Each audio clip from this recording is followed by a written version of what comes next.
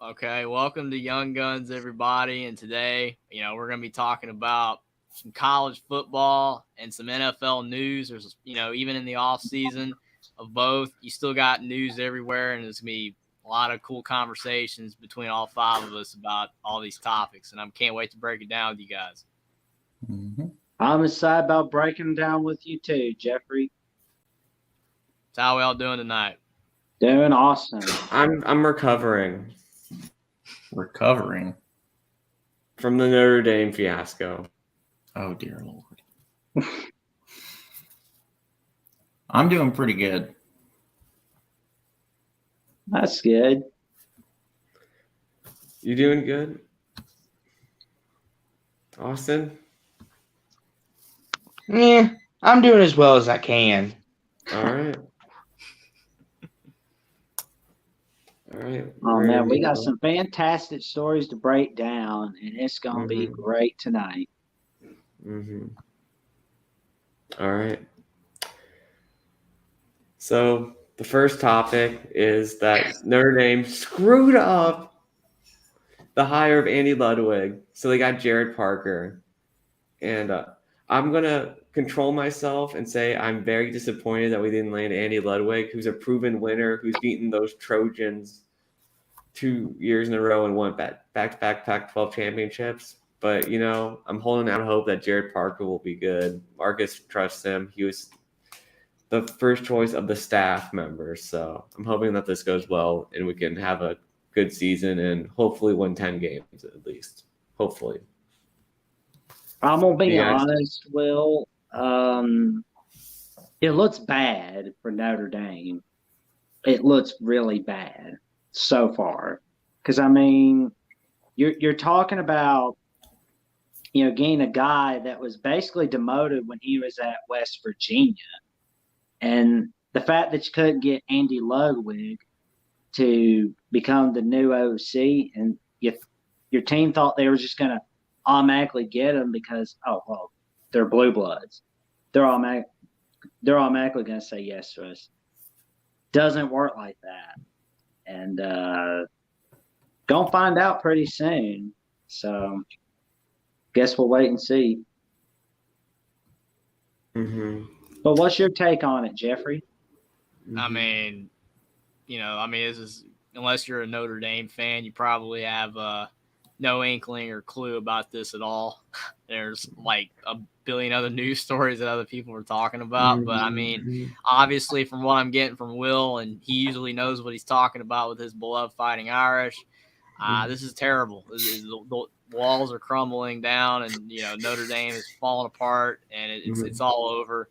But in hindsight, come on, Notre Dame. If this don't work out, you can just fire him. The guy you got. It's not the end of the world.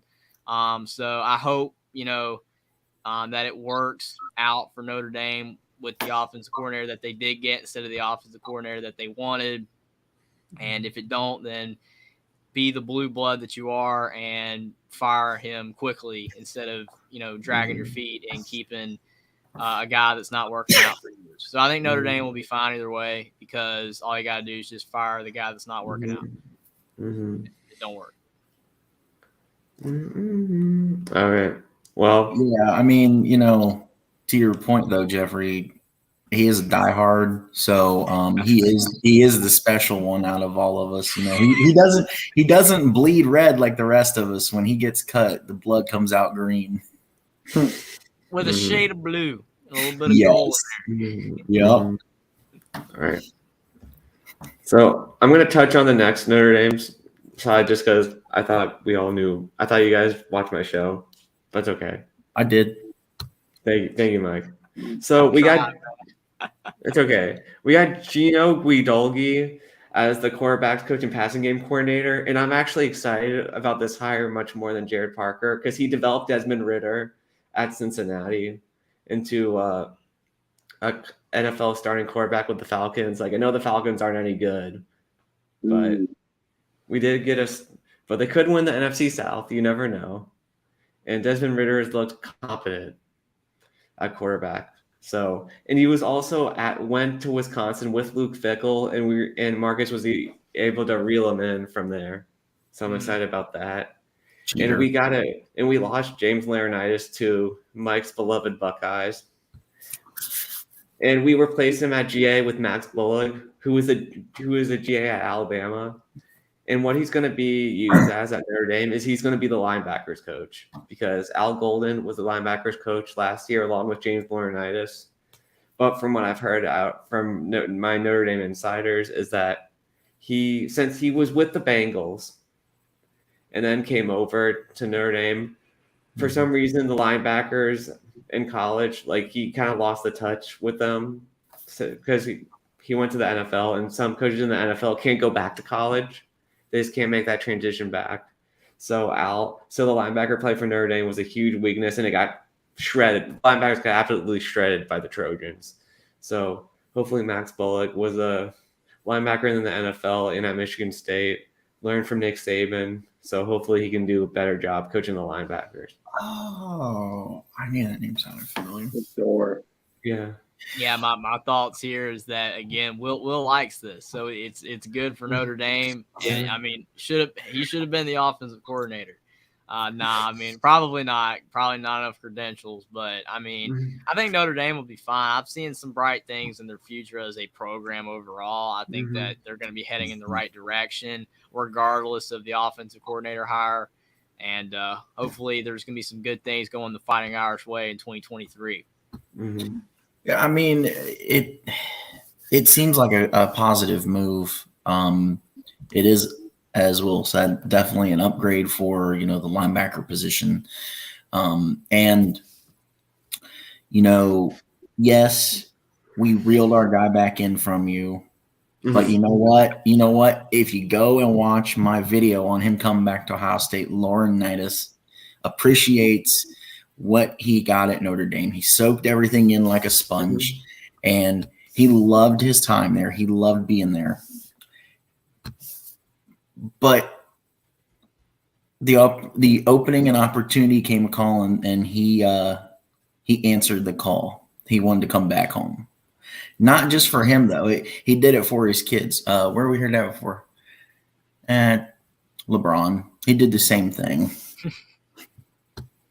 But, I mean, yes, you guys didn't just fall flat on your face when you lost James. And that's a big thing, because sometimes you do see potentially teams not being able to rebound quick enough or recover quick enough by getting the correct hire when they lose someone at a position. So they do end up falling flat on their face, and it turns out to be bad for the incoming season. Mm-hmm. Oh man, it's should be pretty good. That's maybe he should have been the new offensive coordinator, but who knows? Well, I'm sure he's a passing game coordinator too, so they'll all have a little. I think they'll work together to call the plays. I'm not sure it's just going to be on one the same person. page there. Yeah. Mm-hmm. Well, All right. as they say, great minds think alike. Sorgy Stories ask, how are we doing tonight? Well, we are doing pretty great. How are you doing, Sorgy? Leroy said the first thing I hear is LeBron. I'm out. Good night, fellas. Don't blame you there, Leroy. I do not blame you there. All right. Mm-hmm. Oh, man. So moving on, Texas and Oklahoma moved up their date to join the SEC. They thought it just meant more there than in the heartland of the Big 12. So what's your guys' reaction to this big news? Now, this is something I got some thoughts on right here. Okay, you've got Texas and Oklahoma leaving to the SEC sooner than the original agreement. That's not a shock. This is pretty predictable because, I mean, think about it. They want to get there as soon as possible so they can make the SEC media rights contract money. You know what I'm saying? People were well, it's going to hurt their on, the field, success because they're only going to be able to win 8 or 9 games. They don't care about that because they're going to be able to go to the SEC. And regardless, even if they are only win 8 or 9 games, the recruiting is going to be better. They're going to, have the SEC money. They're going to be on, ESPN. all the time now instead of it just being on, sometimes, a split or whatever. I mean, they aren't doing this for the football games themselves. They're doing this for the money. And I know that sounds horrible, and it kind of it hurts because of the fact, I mean, you would like, them to honor the contract with the Big 12, and finish it up. But at the end of the day, they weren't going to do that. I had a feeling, like everyone else did, they would leave, 1 year earlier than they, originally agreed to. And as Clint Moses points out, no more big noon kickoffs for the Sooners. I mean, I agree. They won't be on Fox anymore. So unless ESPN puts them on at noon, which they probably won't, then they'll be good on that. But I'm not shocked this is happening. We all know why this is happening, and it is what it is. Unfortunately for the Big 12, they're going to be losing their 2 brands, and you're not getting them back. True. Well, actually, there is one thing though to your point about Fox.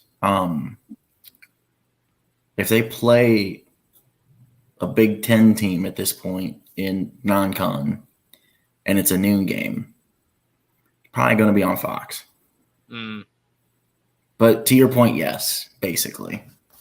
Yeah, Texas has a home and home with the team Michigan. up north, right, don't they? Yeah, they have that home and home in Michigan where 2024 was going to be at Texas, but to, come up with the buyout money, They had what happened was they kind of switched it around a little bit. So instead of Michigan going to Texas in 2024, Texas is going to go to Michigan in 2024, and then Michigan's going to head over to Texas in 2027. So the 2024 Texas-Michigan game will probably be a big noon kickoff game on Fox, or will probably be an NBC Saturday night matchup. Unless Michigan cancels the game. Right. I mean, I'm not saying they will, but we're going to be getting to another, big non-conference matchup with the team above here that got canceled. And also Michigan this past season played UConn and Hawaii and Colorado State and had the easiest non-con of all time for a team of Michigan's caliber. So I kind of want to see it to believe if they're going to play this game. And to your point, how did they make the playoff? They beat my team. That was it. They beat my team and won the conference. That's how they made it. Yeah. And Penn State, because to people, Penn State's elite, kind of, even though they're not. But, the point is that you're right. Michigan, when you have an easier schedule than almost everybody else, it does make it easier. It one or two ways. Sometimes it's harder to win the big games because you're not prepared for them, because you haven't had those tough games early. They got you prepared for those big conference games. But also the other way you can look at it is if the games are all easy and then you get to that point, you're ready to go because you're not beat up and worn down like you would be if you're playing all those tough games. And I think that's what happened with Michigan. They just rolled through the easy games and then they just beat Ohio State. Right. And, that's the thing. It's going to be fun to see that game. But, on to Texas, Oklahoma, it will be sad that this year will be the last year that we see Oklahoma and Oklahoma State play each other in college football. But, the Red River rivalry is still intact. But who's going to be the new rival for Oklahoma on rivalry week? Is it going to be Missouri? Is it going to be Arkansas? Or maybe could it be LSU? That's the question. Texas, on the other hand, we're going to go back to seeing them play Arkansas annually, from the Southwest Conference days. And, we're going to go back to seeing Texas A&M on rivalry week. Now, will that be on Thanksgiving Day like it used to be? Who knows? But it's going to be fantastic. I mean, did you really think Disney and ESPN were going to let the Red River rivalry slip away from their fingertips with a happy smile? No. That's why they got Texas and Oklahoma to join the SEC. They're not. Oh, that's ruthless, Leroy. That's ruthless. Leroy. I mean, because Michigan's been the last two champions, I'll agree. But, oh, man. I'm not even going to comment on that one. To Jackson's point down below, what he just said about Bedlam, I mean, in my personal opinion, and whether they do this or not, and they probably won't because, They're stupid. again, there's going to be so many big games in the SEC. They're not going to, honor the game, but they need to play Bedlam like Georgia, Georgia Tech, South Carolina, Clemson, all those games that they do every year. Right. Florida, Florida State. They need to keep Bedlam. It's Oklahoma, Oklahoma State. You cannot get rid of that game. It's not replaceable with any game that you can just, Oklahoma's now rivals with this team from the SEC on rivalry week. That's not correct. No matter how any way you slice it, it's just not correct. So I would hope that they would find a way to honor Oklahoma, Oklahoma State, even if, Oklahoma's not going to be happy because, we're going to have to play a tough team every year that we could be playing an easier non-conference game. Again, please keep the game. For the sake of rivalry games, keep Bedlam. You think maybe they'll make LSU Oklahoma the rivalry week game? I mean, to me, it doesn't matter because none of them are rivalry games to me. Well, true. So whatever they do, I don't really care because it's just, to me, it's like you're just throwing together a game like Texas A&M, South Carolina being crossover rivals every year in the SEC because they just threw a game together because they couldn't find a actual, like matchup that would make sense. Like when you have Auburn, Georgia, like that makes sense to play every year. Alabama, Tennessee makes sense. Texas A&M, South Carolina don't make sense, but that was the only option. So to me, like I said, to your point, it probably will be LSU or Missouri or Arkansas, but it just doesn't make any sense. Arkansas would probably be the best one. True, because especially if Arkansas stays good, but I still would prefer Bedlam. True, because Oklahoma and Arkansas border one another, and I know that Oklahoma State aren't going to play each other annually in football, but I do know they'll probably play each other annually in basketball and in other sports, really. But I mean, the way I see this is that most likely what will happen is we're going to see it go on hiatus just for a bit, maybe 2 or 3 years. And then Oklahoma is going to realize, oh, crap, we need to play Oklahoma State for whatever reason. So then they're going to go to the SEC, and they're going to walk into the SEC boardroom and be like, please, let's play it again. And then it's going to come back out of the blue. It should never go away. That's the thing. No, yes, I completely agree. But the thing that people don't understand about all this with these conference, realignments and everything is that whether, some people exaggerate and some people do, but you do destroy the fabric of the sport. Because when you have these games that are established, I mean, you saw West Virginia Pitt play this year, and that is a game that matters to a lot of people. It's been a great rivalry game for so long, and it's just gone because, they're not in the Big East anymore. I mean, obviously, to me, Bedlam is still more important than that game, but still, that's a really big deal. It's just unfortunate with these realignments, that with the way college football scheduling works where you don't have that many non-conference games and the way football works where you're not rewarded for playing those tough non-conference games like you are in basketball to build a resume.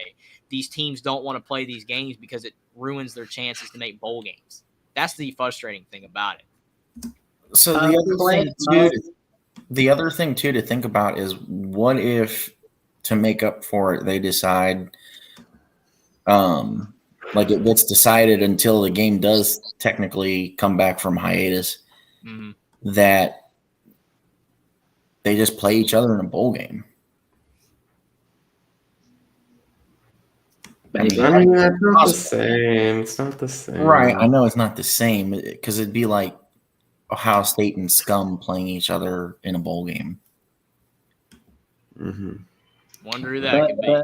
Clint Moses says, Clint Moses on the chat was saying, let Oklahoma get their 100th win on Oklahoma State, then cancel. Well, it would actually be their 92nd win if they win this year. Oh, man. Sorgi said, Jeffrey, don't say anything bad about the brawl. Laughing, I'm just kidding. The backyard brawl. I just said that Oklahoma State was potentially a bigger rivalry, I guess. But, I mean, I love watching West Virginia Pitt. I mean, that game should be played. West Virginia, Virginia Tech should be played. Black Diamond Trophy, all these games should be played. West it is what Virginia, it is. Maryland. Now that's another game that should be played as well. It's just unfortunate with football scheduling. I mean, if you have fewer conference games, and you could do this. Or if you had more games being played in football and like 15 games and only 8 or 9 conference games, but it just doesn't work that way. It's impossible. I have a few Not to sound things to say on paranoid. this. Hold on, not to sound paranoid, but Sorgi, that's a double negative. It should be don't say anything, not don't say nothing. He probably knows that. He was doing it for Emerson. You notice I did read it how it's supposed to be read. You know why they can't? You know why Virginia Tech didn't bring back the Black Diamond earlier was because, like, bro, those West Virginia fans were crazy. If you watch those games, they're like throwing batteries at the Hokie players, man. Oh, they're geez. crazy down over there. Wow. Yeah. Look at Tennessee Ole Miss. I mean, that game should never be played again, right? Yeah. Well, that's why they took a break. They started it up again, though, at least. So hopefully it keeps going. But yeah, the couple things I'd like to add to this topic is this is not a good look for college football in general because Oklahoma and Texas had a scheduled day in their contract, and now that they pushed it forward because for whatever reason they feel they're ready for the SEC and they want that money. That's a bad look because now teams are going to be like, oh, we can go to the SEC and get more money now. You know, we don't have to stay till 2023. We can jump forward if we want. And there's not going to be no repercussions on it, no nothing. Like, this is why, like, to Jeffrey's point, and he says it every time, this is why the 12-team playoffs is happening, is because everyone wants to be equal and all this. But when these teams want to jump ahead and go to these super conferences, like Texas, Oklahoma, they're going to jump to the SEC, make them look better now. And now what's the Big 12 going to become? Basically, Baylor, TCU, West Virginia, maybe, whoever comes out of that. You know, UCLA and USC, they're going to the Big 10 early. So basically, I mean, Austin, and the Big 10's what you're saying is, Austin, we're seeing a monopoly from the SEC and the Big Ten. Is that correct?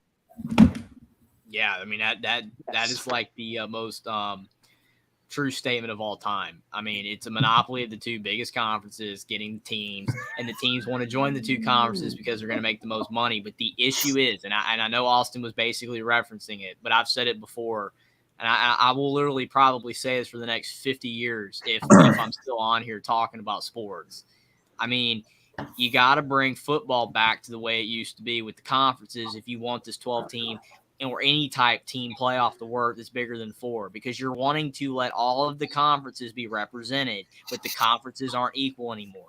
It makes absolutely no sense. You can't justify representation of all these conferences into a playoff when all of the conferences are not on the same footing anymore.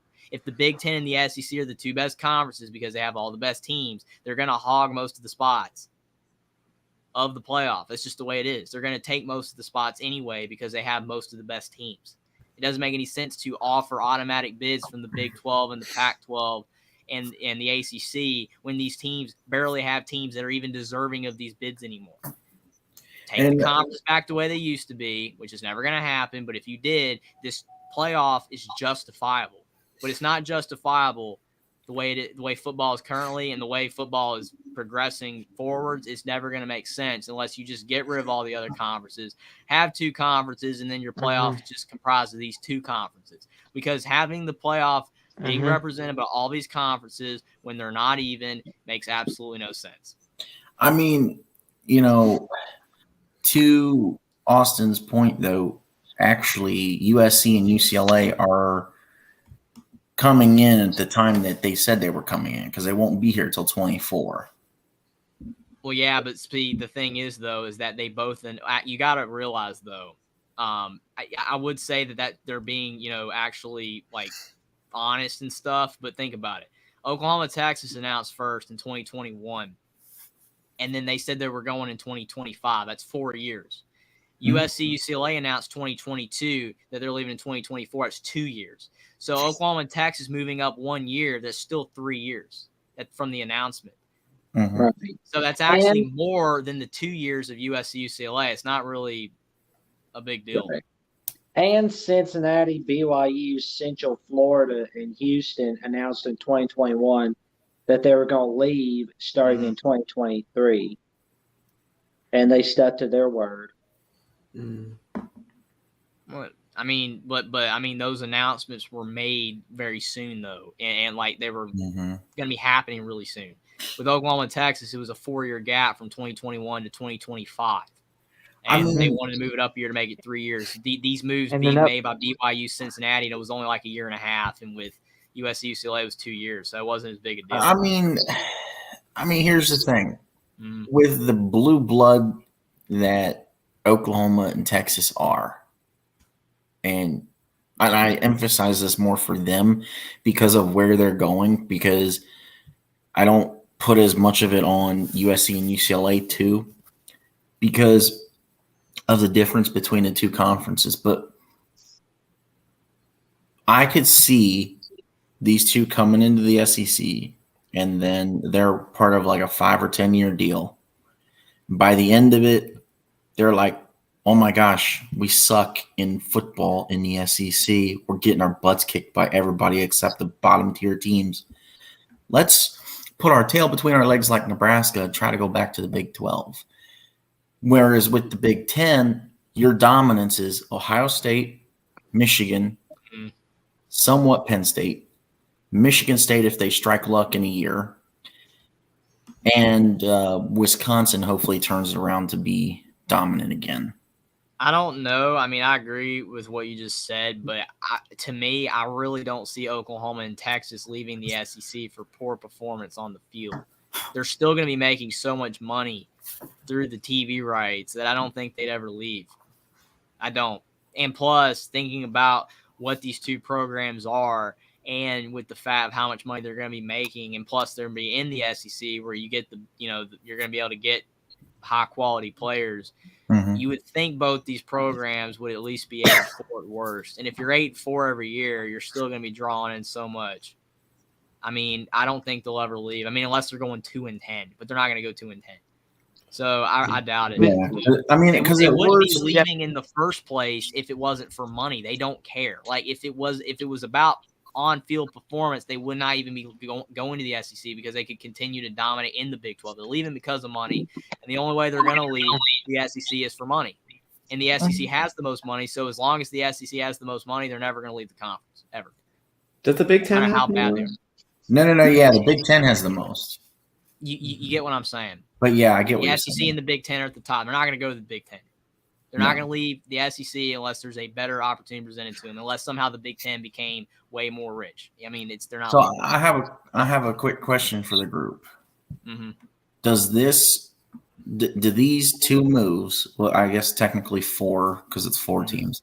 Do these 4 moves start to open the floodgates of the talk of 2 super conferences? I mean, the reason why No. people are talking about it is because we're almost there. Well, I don't think that the teams are going to want to share the revenues with smaller teams, so I think it'll stick to this for a while. Mm-hmm. Oh, I'm sure it will, but I'm just saying, will it eventually get to that point? Yeah, to Sorge's very well point, could. Big Ten and SEC are roughly equal. No one's leaving one to go to the other, leaving at all. And that was the point I was making, and he's agreeing. Oklahoma and Texas are not leaving the SEC for the Big Ten or any other league, no matter how bad they're playing on the field. They're not leaving. Money. Right. Mm-hmm. So we have some more Pac-12 news as SMU and San Diego State are slated to join the Pac. Mm-hmm. Oh man, the Pony Express, SMU. I absolutely love this. Why? Because it's perfect. San Diego State gives you the Southern California recruiting replacement for losing USC. SMU opens a new door for the Pac-12 because of location for recruiting. SMU is located in Texas. So you open the Texas door for the Pac-12. They finally have the door open for recruiting in Texas. This is a smart move. This is a perfect move. yes, it's looking like, okay, it's not really making the pack look better because they're smaller schools, but you know what? It helps SMU and it helps San Diego State with revenue because it makes them a Power 5, so it opens the door for more revenue. I give this a 10 out of 10, and this is an A+. Actually, I give it a 9 out of 10 and an A+. Can't be a 10 out of 10, and it cannot be an A++. Why? Because we have not seen the results of this move just yet. So if this move is successful, like I think it will be, you're looking at an A++ move and a 10 out of 10 out of this. Leroy's point, he says Rutgers is making out like bandits in the Big Ten. Totally agree. Only because of the New York market. It's the only reason they came in. It's not. That's why the on-the-field performance doesn't matter. Mm-hmm. It's what draws eyeballs, the TV markets, and all that stuff, and how much money you can make. It doesn't matter about that, because if Rutgers cared about on-field performance, they never would have joined. But they're making way more money. But to this right here, to your point, saying this is a great move, while I agree with you, it's also because it's one of the only moves they can make, which is sad. So while I do agree this is a good move, it's one of their only moves. I mean, who else are you going to have? Boise State. I mean, there's not much here. And Boise State's weak in academics. Really weak. I don't really know much about these two, but I've heard from tons of people because I was like, at Boise State, well, Boise State's weak in academics. Well, there you go. So again, there's a lot of other stuff at play than just on the field performance. And plus Boise's not even what they used to be, unfortunately. Hopefully they can get back to that. But these two teams, great move for the Pac-12 only because of the fact they had to do this. So I give it an 8 out of 10. I mean, you had to do this. If you don't add teams at all, you're not giving yourself a shot at all to even stay afloat. But if the Pac-12 does lose Oregon, Washington, Cal, Stanford, and any of the other teams, then it's history. And even though, as I said in the Discord earlier, I basically said that they might have to just operate as a really small conference in the future if they lose those teams. It'll just be a little conference. I mean, maybe 10 teams full of, really like basically the Mountain West caliber. That's the best the Pac can do if it gets to the point where they lose Oregon. So it is what it is. So a good move for these two teams in the Pac-12, but it's unfortunate that they don't have a lot of options either. I mean, yeah, to your point, it's almost like, okay, if you don't add San Diego State, like you said, who's your other options? You really had two other options when it comes to San Diego State. You had UNLV, and UNLV, in my opinion, is worse off than San Diego State. It's a better – because it's still in California, and that's where, you're still covering the Southern California market for recruiting that you were losing when USC decided to get out of town and UCLA. And, you're looking at, okay, because with SMU, like I said, it's what's going to open the door? What's going to add something to recruiting? Well, your only option is to either pull from the Big 12, and the Big 12 right now is better off where it is. Well, what are you going to do? Go in and pull one of the smaller group of 5 teams in Texas and open that Texas door. That was a smart move.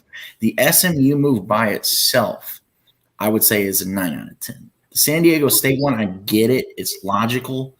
That's why the moves as a whole leaves me at 9, because I give SMU a 9.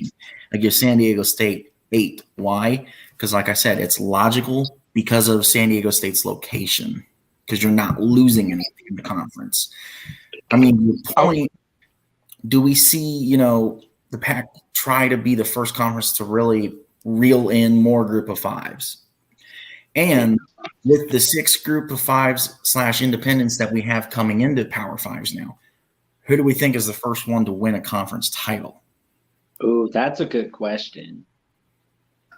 But I'm going to go with UCF. I feel like Florida's just such a good recruiting ground, and they've already done really well with Scott Frost before. So I feel like maybe I can see not that. just Malzahn, but someone else might be able to get it done.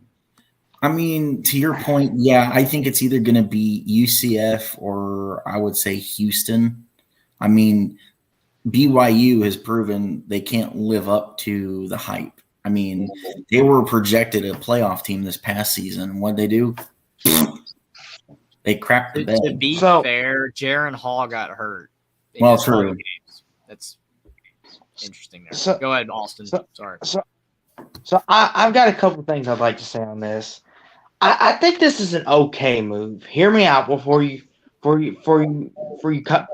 take me out. This is okay move because look at what they're up against though. We have to look at what they're up against, guys. They're up against Oregon, Washington, Utah. All these teams are still there. And do you think these two smaller teams are just going to come in and compete with those and compete recruiting? I get Texas is a big thing for recruiting, but like I said, look at what they're up against. You think if a player has a choice between SMU or Utah, you think they're going to choose SMU? I mean, or if Washington's in that pool somewhere, you got to look at it from that aspect. Austin, SMU can always do what they did in the 80s. Just, I know I was gonna say that. I was gonna say that as a joke, kind of. But I mean, SMU, they are investing in the program.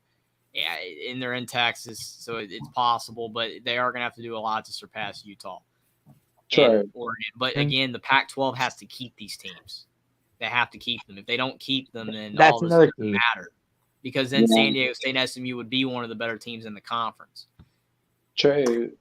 And San Diego State, as for them, well, San Diego residents have something to look forward to besides the San Diego Padres. But Padres are gonna be really good. Padres. They Yeah. have a great roster. So the reason I started this with opening the door for recruiting in Texas is it's a way for SMU to reel people in and get the 4-star, the possible 5-star if you can convince them. Why? Because you're playing in the Pac-10. It's a pristine conference. It's an old-time conference, and it's one of the Power Fives. Because 9 times out of 10, if you're going to a 4-star, he could have offers mostly from Group of 5, but have some, or not Group of 5, Group of 5, but have a few Power 5s. And with that instant switch from Group of 5 to Power 5, an SMU offer now looks better. Mm-hmm. But yeah, I mean, go ahead, Austin. another interesting thing I want to point out real quick to you guys is now that Deion Sanders is there too, and we've already seen what he can do. Let's just say, for instance, SMU does get a 5-star, but then what if they go and say, "Ooh, look at Deion Sanders, I want to go play for him," and he flips them, and it's kind of like, okay, that's not good. What do you think on that? Like, Well, how do you think that could hurt or help? I mean, yeah, that's not good, but like I said, SMU is, even though they're getting Power 5 status, they're basically going to be the new Colorado. They're going to be the doormat of the Pac-12, where you're going to have that. And that's why I'm saying it opens that door. It turns a switch that wasn't there before. I mean, it's like, how would we, for example, I know it's just hypothetical, but instead of SMU, would it be different if it was Baylor coming to the Pac-12 instead of SMU? SMU goes to the Big 12 and Baylor comes to the Pac. Would it be different? One thing, Well, I mean, yeah, you're basically trying to see who's going to make it. That's why a lot of people thought there would possibly be a Big 12, Pac-12 merger, to save the league, kind of, which obviously that's not going to happen. But, I mean, if it gets to the point where the Big 10 and the SEC are so powerful, one of these conferences are not going to make it, potentially both. But when I say make it, I don't think either league is going to go away. But what makes these leagues a Power 5 will be gone. Because what is keeping the Pac-12 a Power 5? Oregon, Washington, Utah, these teams. If they're gone, then it's not a Power 5 anymore. Even if people want to say, oh, this is a Power 5 league because it's the fifth best. No, it's not a Power 5 league anymore. It's over. It doesn't matter if you have Cal still, if they're still there, or Arizona. It's not a Power 5 league anymore. The Big 12, if you lose Baylor and you lose Kansas and some of these teams, I know Kansas is bad in football, but in basketball, TCU. some of these TCU, you're not a Power 5 league. They're barely Power 5s anymore. I'm not saying it because I don't like either league. I wish all these leagues would, go back to the way they were before. I've said a million times, so they'd be on equal footing. But it's just the way it is. I mean, these leagues are barely Power 5 leagues as is, but to your guys' points, SMU and San Diego State are going to go into the Pac-12, and they're not going to dominate. They're going to struggle really, really badly unless they can get really good recruits in the future and start to meet those other teams, or the other teams in the Pac-12 leave, like Oregon, Washington, Utah, and all those kind of teams, and then they'll be able to be one of the better teams in the conference. And I mean, to your point, there was a report out there from what I remember. Mm-hmm. I forget where it was. There was a report out there that said something about SMU and San Diego State don't immediately get all of the revenue when they join the conference. The conference is there. So, okay, if we look at the revenue from like a percentage perspective, they're not getting 100%. They're getting like 70 to 80% of what they're supposed to get. Well, see, that's why a lot of teams are mad at the Big Ten, because if I recall, and you guys can correct me if I'm wrong, but if I recall with the Big Ten, Nebraska and Rutgers and Maryland, these teams got treated this way. They didn't get the full percentage the first few years, but USC, UCLA, they are. Oklahoma and Texas, they are. And a lot of, people were not happy about that. But it's just the way it is. I mean, they're going to treat those teams differently because it's Nebraska today, and it's not the '90s Nebraska. It's Rutgers, Maryland. It's not USC, UCLA. We're going to treat them differently. Jeffrey, it's your favorite saying. USC is a brand. Nebraska is not in this day and time. Now, back in the day, Nebraska was a brand. I want them to be again, but they just aren't doing it unless Matt Rule or somebody can get them going again, because they have the fan base. They got the resources. I thought Matt Rule was a pretty strong hire. We'll see how it goes. Kind of like Indiana basketball. You look at Indiana basketball and Nebraska football, there's been articles written about this. They're the same thing. They died in around 2000. They just completely tanked. And then they've been bad for 20 years, outside of a couple seasons. And like Indiana basketball, maybe getting there. Nebraska, they can do it. They're capable. So to reel us back on topic, what do you guys grade and rank or rate this move besides Jeffrey? I'll go B plus. If official, I rank it an A for both. Because, I mean, you got the San Diego market and you have a Texas team in the Pac. I tell you what, man, Pac-12 After Dark is going to be alive and amplified with SMU and San Diego State. I mean, they may not be world beaters, but still, though, it's going to be awesome. What about you, Austin? I give it a C plus. I'm not too thrilled with this because it's two of the smaller schools going to the Pac-10, to a bigger conference with a lot of better teams, and unless they could get some stuff going here, it's going to be rough for them, and it's going to look bad because Oregon, Washington, Utah are just going to smack them upside the head a couple times each year. And it's not going to be a good look. It's going to look like a bad move. But it's C plus just. I agree with your point, Austin, but they had to do this. I mean, unless they were able to poach a Big 12 school or two, like Buck, I might mention with Baylor, which I think they did try to do. There was really no other options. The only other options you had, sorry, Austin, but the only other options you really had, to your point, would be like Boise State, Wyoming, maybe Nevada. The were really crappy every year schools outside of Boise. Mm-hmm.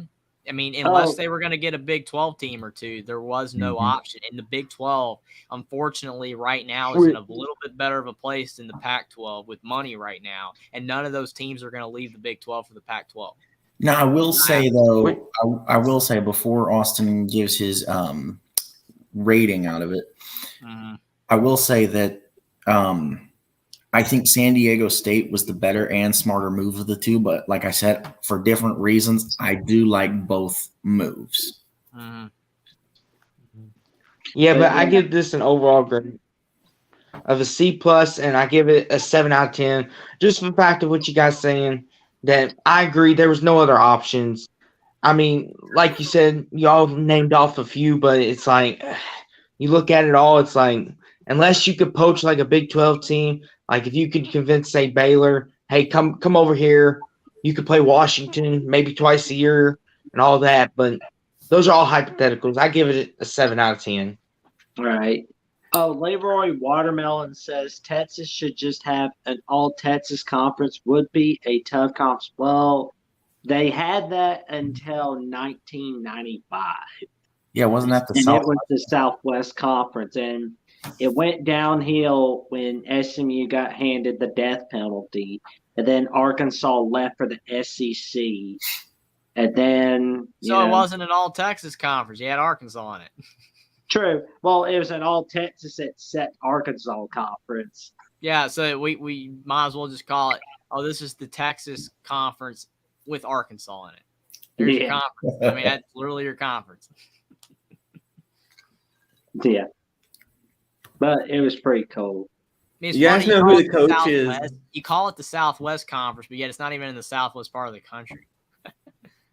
Not the country. Yeah, I mean, the country. It's hilarious. I mean, that's does not even make any sense. Go ahead, Will. You guys know who the coach of San Diego State is, though, right? Brady. Brady Brady Hoke. Hoke. The clapper. The clapper. I mean, he got Braxton Burmeister in the transfer portal from Virginia Tech, and he ended up being a wide receiver. So something's wrong. I remember, yeah. All right. So we got Kevin Sumlin going to Maryland. Oh man, I'm looking forward to this. Will Maryland finally be one of the top 3 teams in the Big Ten East again in the next 3 years?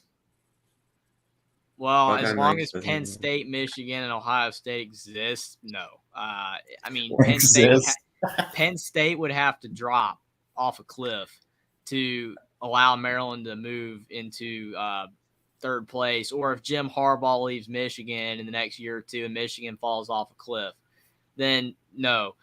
With Kevin Sumlin, though, all I know is I remember this guy for 2 reasons. Number one, Johnny Football, Texas A&M, and then Khalil Tate, Arizona. I mean, regardless, I mean, you got to admit those were some great games with Khalil Tate, Mr. October, running for 329 rushing yards in that one game as a quarterback. And then Johnny Football obviously beat Alabama, unfortunately, and many other big games. Glenn Moses Point just got hired. He's already on the hot seat. I mean, give the guy a chance. He's not a coach, not a head coach, so I don't see any reason to fire him just yet or any reason. I think that I like Kevin Sumlin, even though no one likes this guy. But, I mean, he gave us Khalil Tate and Johnny Football. Kevin Sumlin. So just bring an offense to Maryland like that with whoever's the quarterback, and you should be good to go. Well, I'll say this, though. Go ahead. They got close to beating the Buckeyes and Nittany Lions this year. But do you think if they add Kevin Sumlin, maybe they can spring an upset soon? Nittany Lions, yeah, because the Nittany Lions seem to be wishy-washy. Well, I mean, to an Jeffrey's upset's point, possible anyway, because I mean, think about it. Sorry to cut you off, Bugger, but real quick. I mean, they almost beat Ohio State that one year when Maryland was awful. It was like 52-50 or whatever the score was in that game. So upsets could happen even if you're not a good team either. Purdue beat Ohio State that year with Rondell Moore. Iowa beat Ohio State that year with Nate Stanley. I think was he the quarterback at the time. I can't remember if it was him or the guy before him. I can't remember. I think it was Stanley, yeah. Upsets happen, so I don't know. I mean, to your point, yeah. though, for that, to your point, like if the dude that broke to the outside in the end zone catches the 2-point conversion, then they do beat us.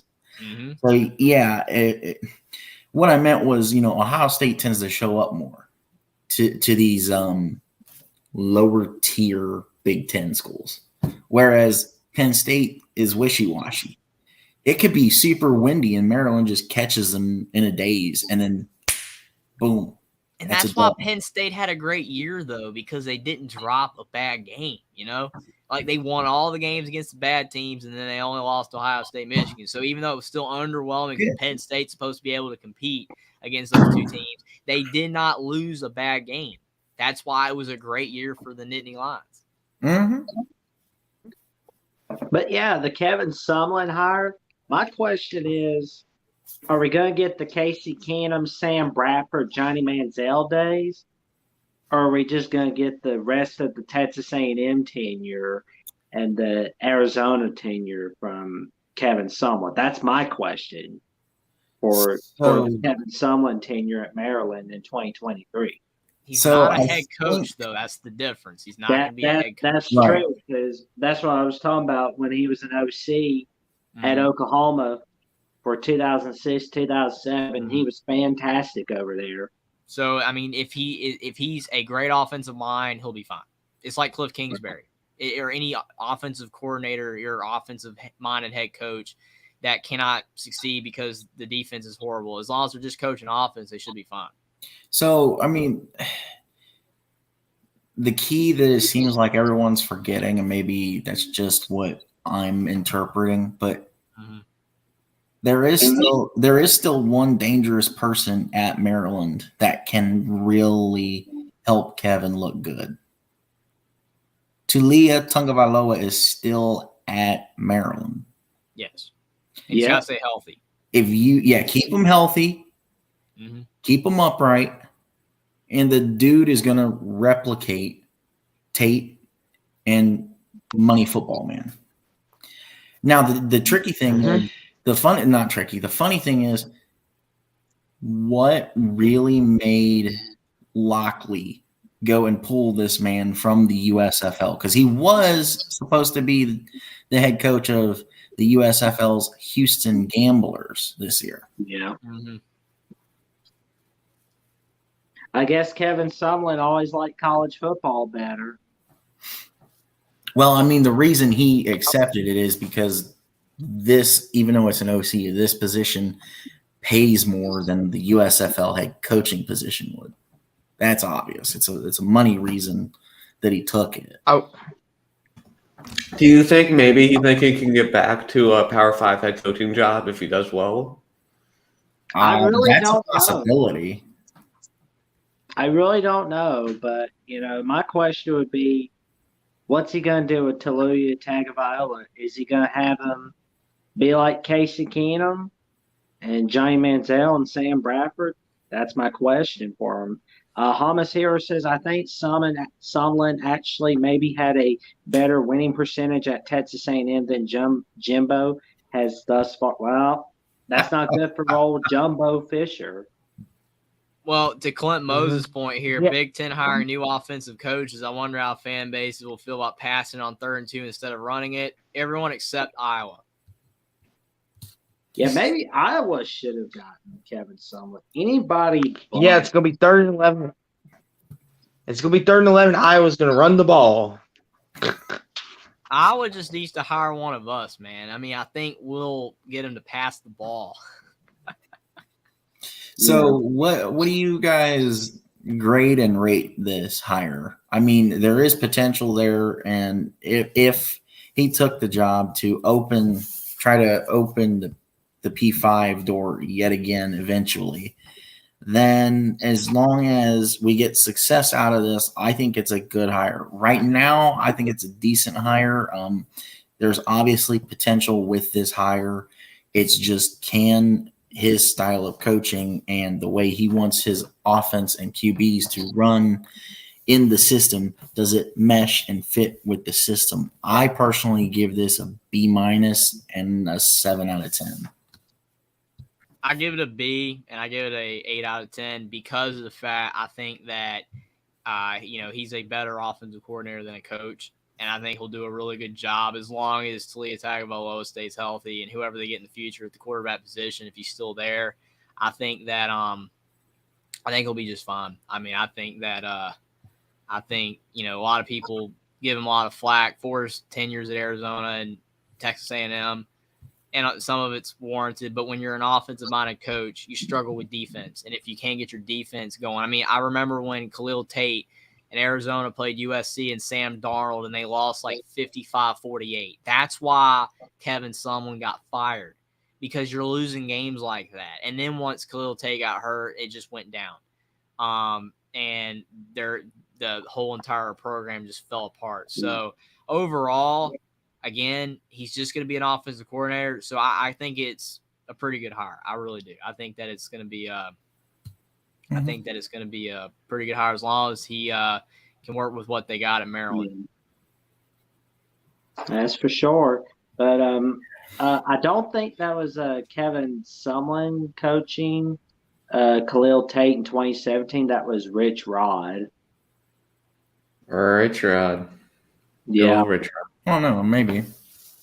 Yeah, because I don't remember Sam Darnold playing at USC in 2018, 2019 at USC.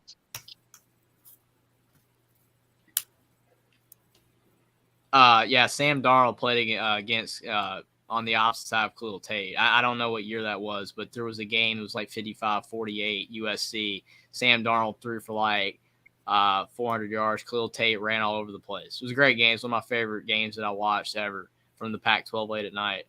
Well, to get you guys to kind of reel in your math, JT Barrett and Sam Darnold's last game was against each other in the Cotton Bowl in 2017. Yeah. I think it was the 2017 season. Yeah, it was the 17 to 18 season. The Cotton Bowl was on December 29th, 2017. Yeah, I was talking about the Khalil Tate Sam Darnold game. It was in 2017. It was like early November, because all the commentators were saying that Khalil Tate was Mr. October, because he was having like the most ridiculous October ever. I mean, his stats were insane. But Arizona couldn't stop anybody on defense, and that's why they couldn't win games. Right. And that's the product of when you don't have a balanced mind as a coach. You're either offense heavy or you're defense heavy. There's no balance. Makes it harder to coach. Well, when there's no offense, it makes it harder to coach. And that's what Iowa has to deal with. Because Ryan coming back. Oh, boy. What do you guys think of this? You guys, They're not going to win the Big Ten West. So, Well, let's just hope Iowa's defense is as elite as it was these past 2 years, because if we get the offense that's just trying to run the ball and doesn't want to throw, yikes, it's going to be bad. Because you see what Ohio State did with that. Not even an elite defense could slow them down. Yeah. I mean, the way I look at this, the defensive coordinator at Iowa is Phil Parker, right? That's his name. yep. Yeah, Phil Parker, I feel so bad for that guy, because he's just wasting his time doing, all the work that he puts into Iowa's defensive players, to get them to go pro. It's a waste of time, because you have a team that if you had a good offense, a top 50 offense, Iowa, you could potentially be the second or third best team in the Big Ten. That's how good you could be, because your defense is awesome every single season. But the offense for Iowa is horrible. I mean, literally, to Clint Moses' point earlier about all these new offensive coordinator hires, you're going to have these Big Ten teams passing on 3rd and 2 instead of running the ball. So it's going to be more of a modern offense, which, I mean, I'm not saying that you have to go to, all, passing in modern day football. I mean, you still want to incorporate the run, but Iowa's offense is 1980s. It's old school, and it doesn't work now. It just doesn't work, especially with the players that they have on offense. It just does not work. Spencer Petras, I don't think he's a fantastic quarterback, but I really think that overall, it's not just his fault. It's the offensive style. And it's going to be really interesting with Cade McNamara, who we know what he did at Michigan. With all the talent around him, he took him to the playoff. Can he do, solid things in Iowa? If not, then it's clearly the offense, and it's not who's the quarterback. And again, I understand that you see the amount of love on screen that Kirk Ferentz has for his son, and obviously it's understandable. You should love your son, and I'm glad he does. But he does not need to be OC. He needs to go back to his old position as tight ends coach or offensive line coach or whatever it was, and that's where he needs to operate. I think it was tight ends coach because he was instrumental in all those tight ends going to the NFL for Iowa. I mean, he's clearly good at that. But he runs his offense around just the tight ends and the O-linemen and the running backs and short dink and dunk passes, and it just does not work in the Big Ten, and they get shellacked against Ohio State and Michigan every year because of it. And they're never going to be an elite team in the Big Ten unless they finally stop playing offense the way they do. Did something happen like after the 2016 and 2017 seasons? Because, I mean, Iowa, those were good. I mean, and 2015, like Iowa had like 3 straight like good years. Oh, I don't know what happened, man. but Because I don't because know. Brian was there in 2017 when they got the win over Ohio State and they scored that 55 points. Did they just 55-17 figure him out? 55-24. Yeah, like did they figure out Brian after that game? Maybe. I mean, the thing is, like, I don't. Ohio State wasn't very good at the quarterback position then either, as they already have been better lately. Not a big JT fan. Well, I'm not saying that. I'm just, you look at Ohio State back from 2012 to 2017, the quarterback play wasn't great. It was not great. That's why the quarterbacks aren't in the NFL. I mean, as much as you mentioned 12 gauge earlier or yesterday when we did Unscripted. I mean, I like Carl Jones. I like JT Barrett. I like all of them, but they weren't great. That's why they're not in the NFL. Yep. And to me, that limits your ability to be great week in and week out when you've got CJ Stroud. And especially Ohio State at the receiving position is more ridiculous now than they've ever been. They're way better in the receiving core than they were back in 2017 prior. They had good receivers, but now they have elite receivers every single season, and you can't compete with that. Mm-hmm. Even if your defense is great like Iowa, and that's why you lose 54-10. I mean,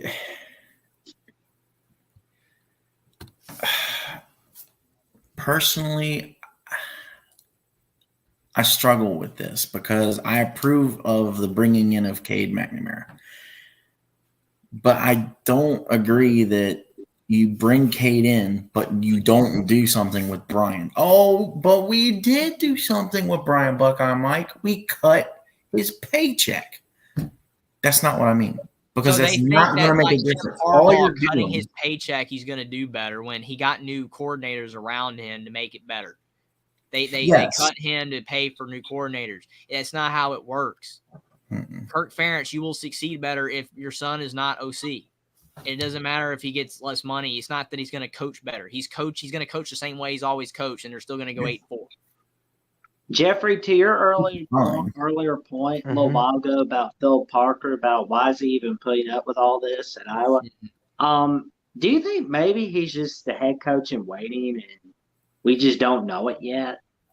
Well, if that's the case, Jackson, to your point, that makes absolute sense. I mean, to me, it would be frustrating if I was a coordinator for a team and my side of the ball was elite.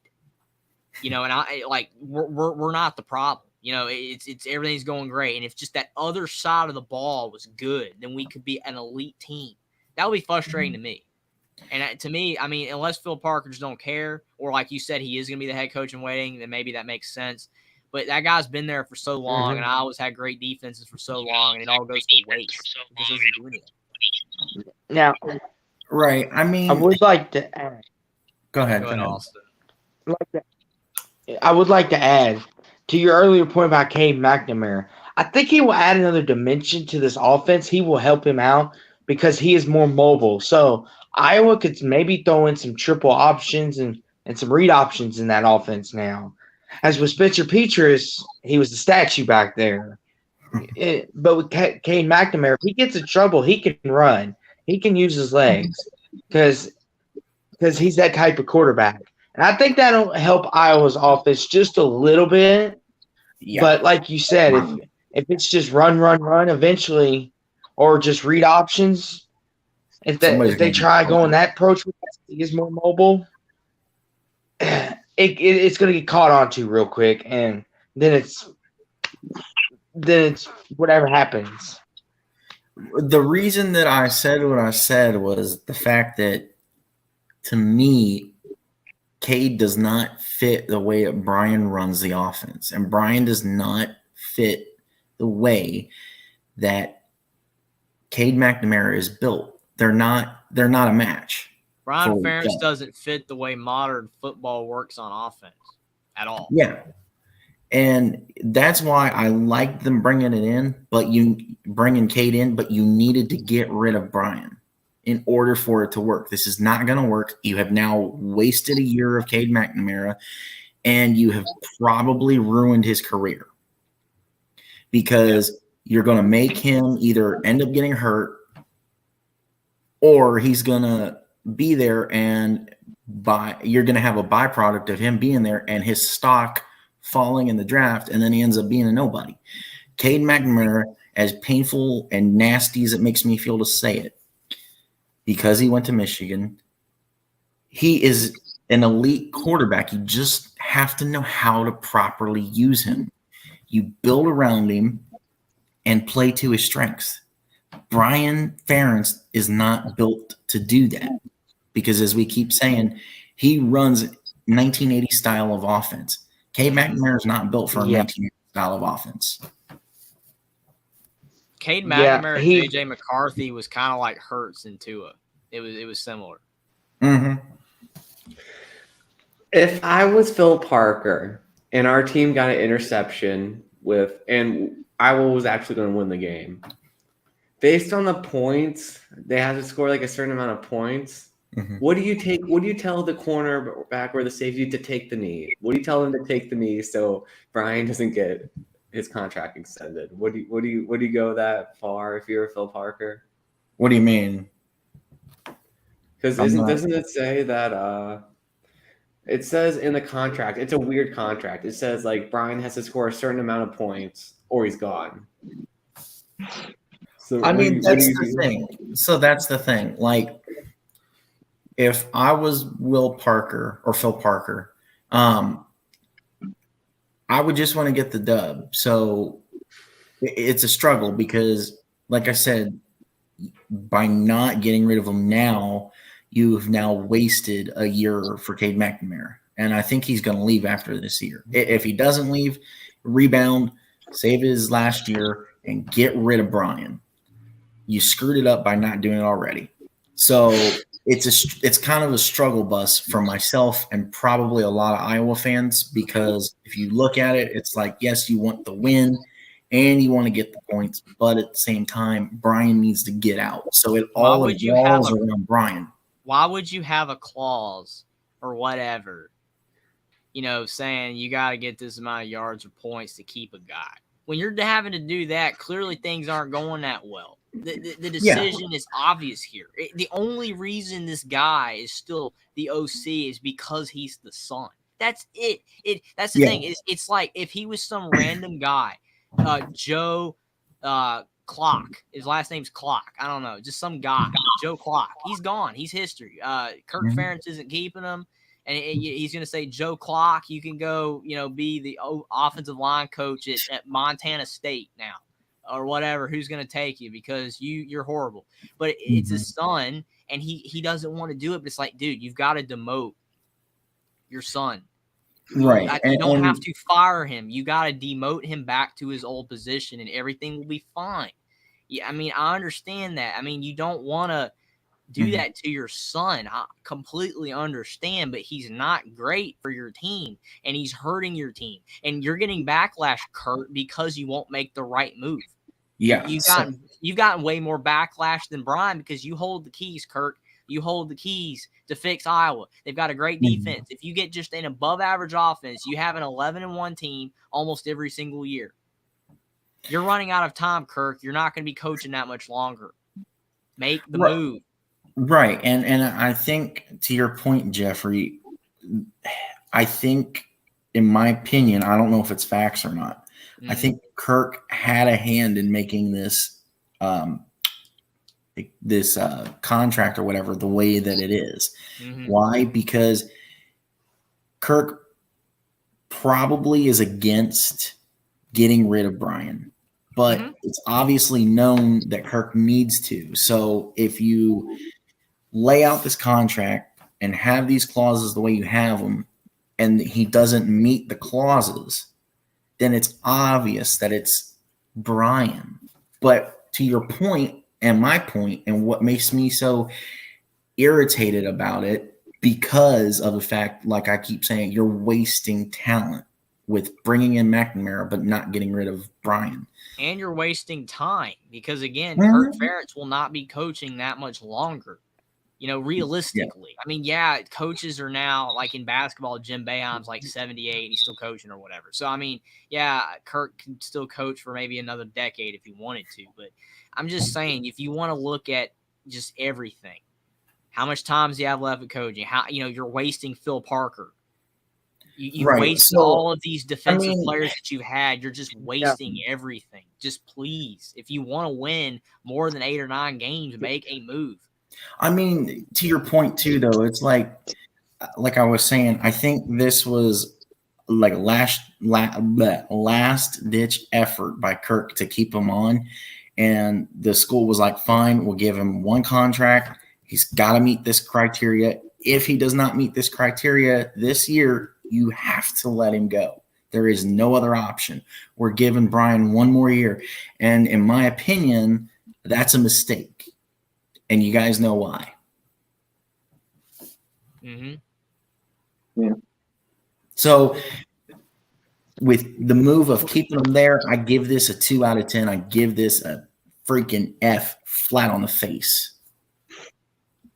Oh, I'm with you. It's a I'll just be nice, D-, just be completely nice, and 2.5 out of 10. But I mean, I've got nothing against Brian Ferentz, Kirk Ferentz, or anything. I mean, I like all these guys. I like Iowa. I don't want to see anybody get demoted or fired. But when the right move needs to be made and you're not doing it, and everyone in America that watches college football and knows about Brian Ferentz and Iowa and Kirk Ferentz knows why you're not firing him. It's just frustrating for the team. It's just really frustrating for everybody that knows what needs to be done and what's not being done. Right. I mean, and I want to point this out because I don't know how many people are really in here, but I'm not trying to sound negative, Nancy, like just as a regular person. My negativeness is because I want to see Iowa succeed for once. I want to see Cade McNamara succeed and prove that Michigan made a mistake by going with JJ over him. Think about Iowa. If you have Brian it. Ferentz back to the offensive line where he was before, and then you have a Kevin Sumlin or some guy that can coach really good offense, and then Phil Parker, you have a great team. You could be 11-1. I'm with you. I want Iowa to succeed. That's why I'm frustrated. I don't want Brian Ferentz to get fired. I want him to go back to his old position because he was good at it. Get an actual offensive coordinator. You've got a great defensive coordinator. You have enough talent. You could dominate the West, especially while Wisconsin's still down. And then you could compete maybe with the best of the Big Ten. You have it in you, Iowa, and that's what I want to see because they're capable of it, and I'm completely with you. True. So last thing, what is your rating out of 10, and then the 3 below you? What's your grade and rating on this move? Yeah, like I said, it's a 2.5 out of 10, and it's a D-. Okay, It's a 1 out of 10 for me. Complete and abject failure by Gary Barta not to make a move.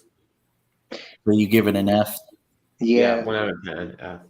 Oh, yeah. 1 out of 10, F. I mean, honestly, if you don't want to put yourself in a position where it's like, oh, I don't want to fire this good friend I have, or I don't want to fire this family member I have, don't hire your family and friends because things change in the long run, and usually not for the good. Mm-hmm. What about you, Austin? I give this a D+ and a 4 out of 10. So it sounds like we're roughly all basically in the same ballpark on this. Yep, So it's an Jeffrey- average. Mm-hmm. Oh, you talking Alright. because I didn't put an F? I mean, it's pretty bad. Well, I mean, it's still a low grade, and your I rating. was just being is- nice. It's an F, basically. I was giving it a D- because I know why he's not firing him.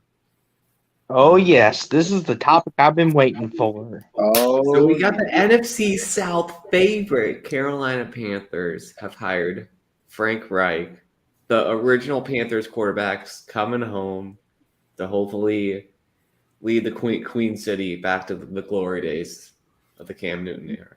So before Jeffrey goes first here, I have a question for you and the rest of the group.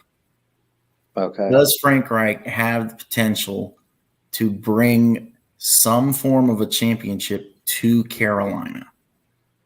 Whether it's a division title, conference title, or Super Bowl. Yes. It's possible. Yes. Mm-hmm. Yes. And The besides, fact there's a chance is good enough.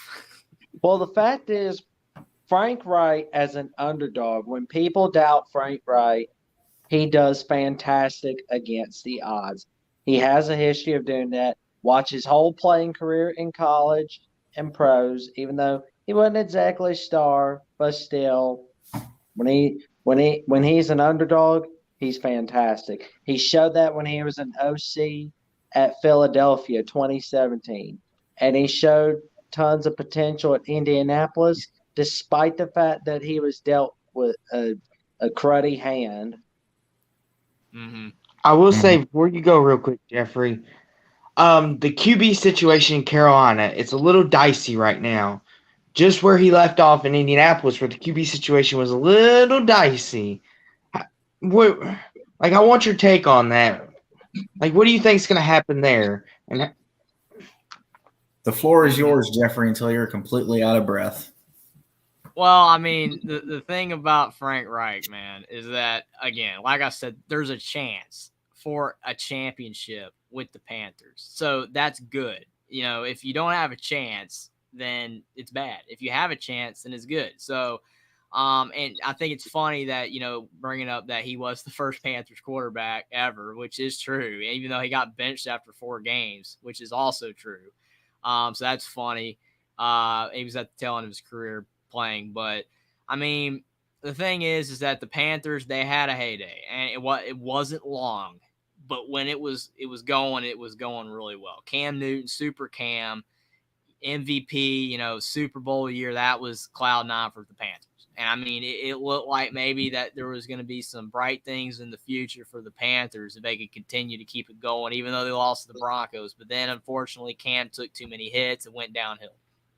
They get rid of Ron Rivera, and then Matt Rule just doesn't work out at all. Joe Brady doesn't work out at all. None of that works out.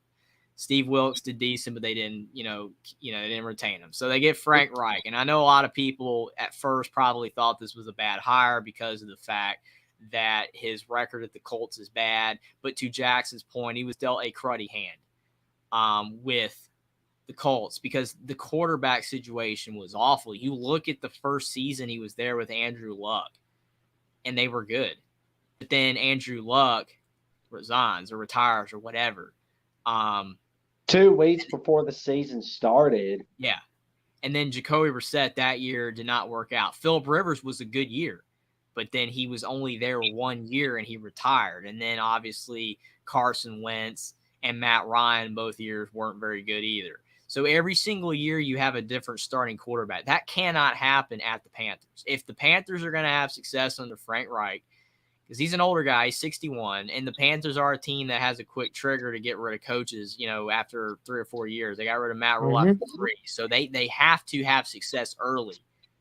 And to me, to Austin's point, quarterback situation isn't that great right now because you have Sam Darnold, who nobody believes in outside of a very small contingent base of Panthers fans that want to see Sam Darnold live up to his 3rd overall pick to the Jets in 2018. So, I mean, me personally, I don't think Sam Darnold is going to be the guy that's going to be able to get a championship to the Panthers. I don't even know if he's capable of getting them to the playoffs. I think that's more likely because the Panthers have a great defense. They got a great defense. They have the pieces there to be very good on that side of the ball. They have enough weapons on offense. They need probably a few more, but overall, the offense isn't terrible.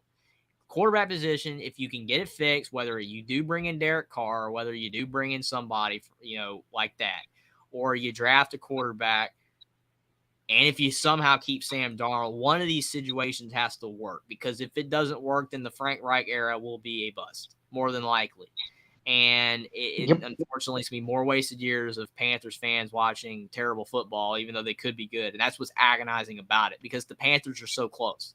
You see them, they're so close. They have everything. They have a young team that has a lot of talent, but you need the quarterback position to be good. So Frank Reich, please make the right decision. Panthers organization, make the right decision at quarterback, whether it's Derek Carr or whoever, what you decide to do. And if that's the case, if you do make the right decision and it works out, then I think this is a good hire that I would give a B+, and I give it an 8 out of 10. But if the quarterback position does not get figured out, then I would give it probably a 4 out of 10 and a C-. Now, I have a question for the group, and Jeffrey, this one is more for you. What's your expectations for him? Are you thinking going into next year, okay, I think we can win the South with him at the head, or let's just try to win 6 games?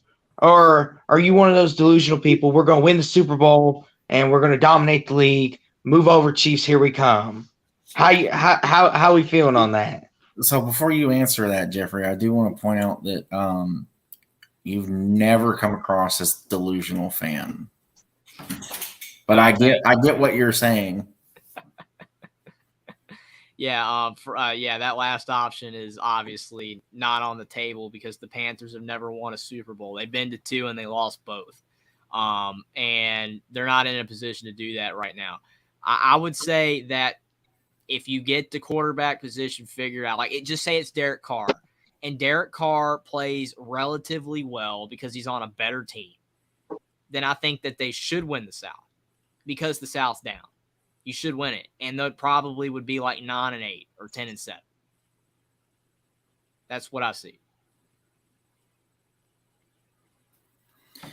I mean, I do see Carolina winning the South, but that division is so.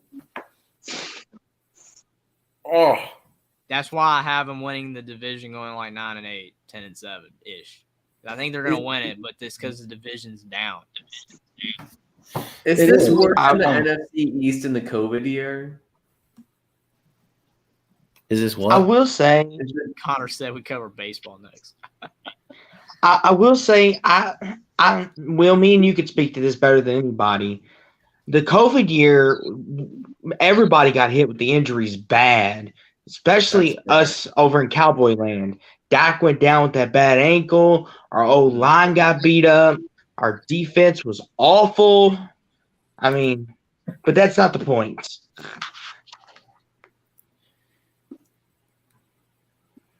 But yeah, Will, what's your take on this?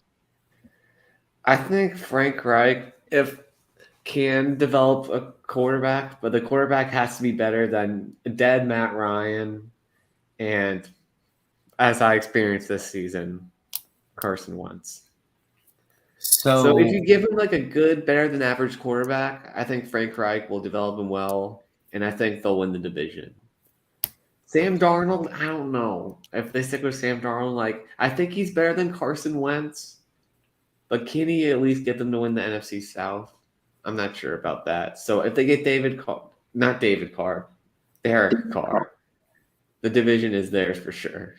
I mean, I don't know, and I'm gonna try to be short on this because I did make a video on this specifically. So I love this hire, not because he played for Carolina, but because Frank Reich does have success, and he can maximize that success.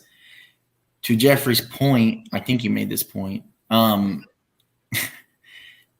He was a quarterback away from having major success in Indianapolis. You're basically at that point now in Carolina, more or less. So with Carolina having that number 9 pick, take the best quarterback on the board, because I'm telling you right now, give Sam Darnold his papers and send his butt to the XFL or the USFL where he can actually develop, if he can develop and be something better. Sam Darnold versus Cam Newton. Send him somewhere where he can develop to be better, and then just focus on developing the quarterback the way you want, mold him how you want, And if you get the right quarterback, you will have success. As far as the hire, in my video, I said 9 out of 10, A minus or A plus instead of A plus plus.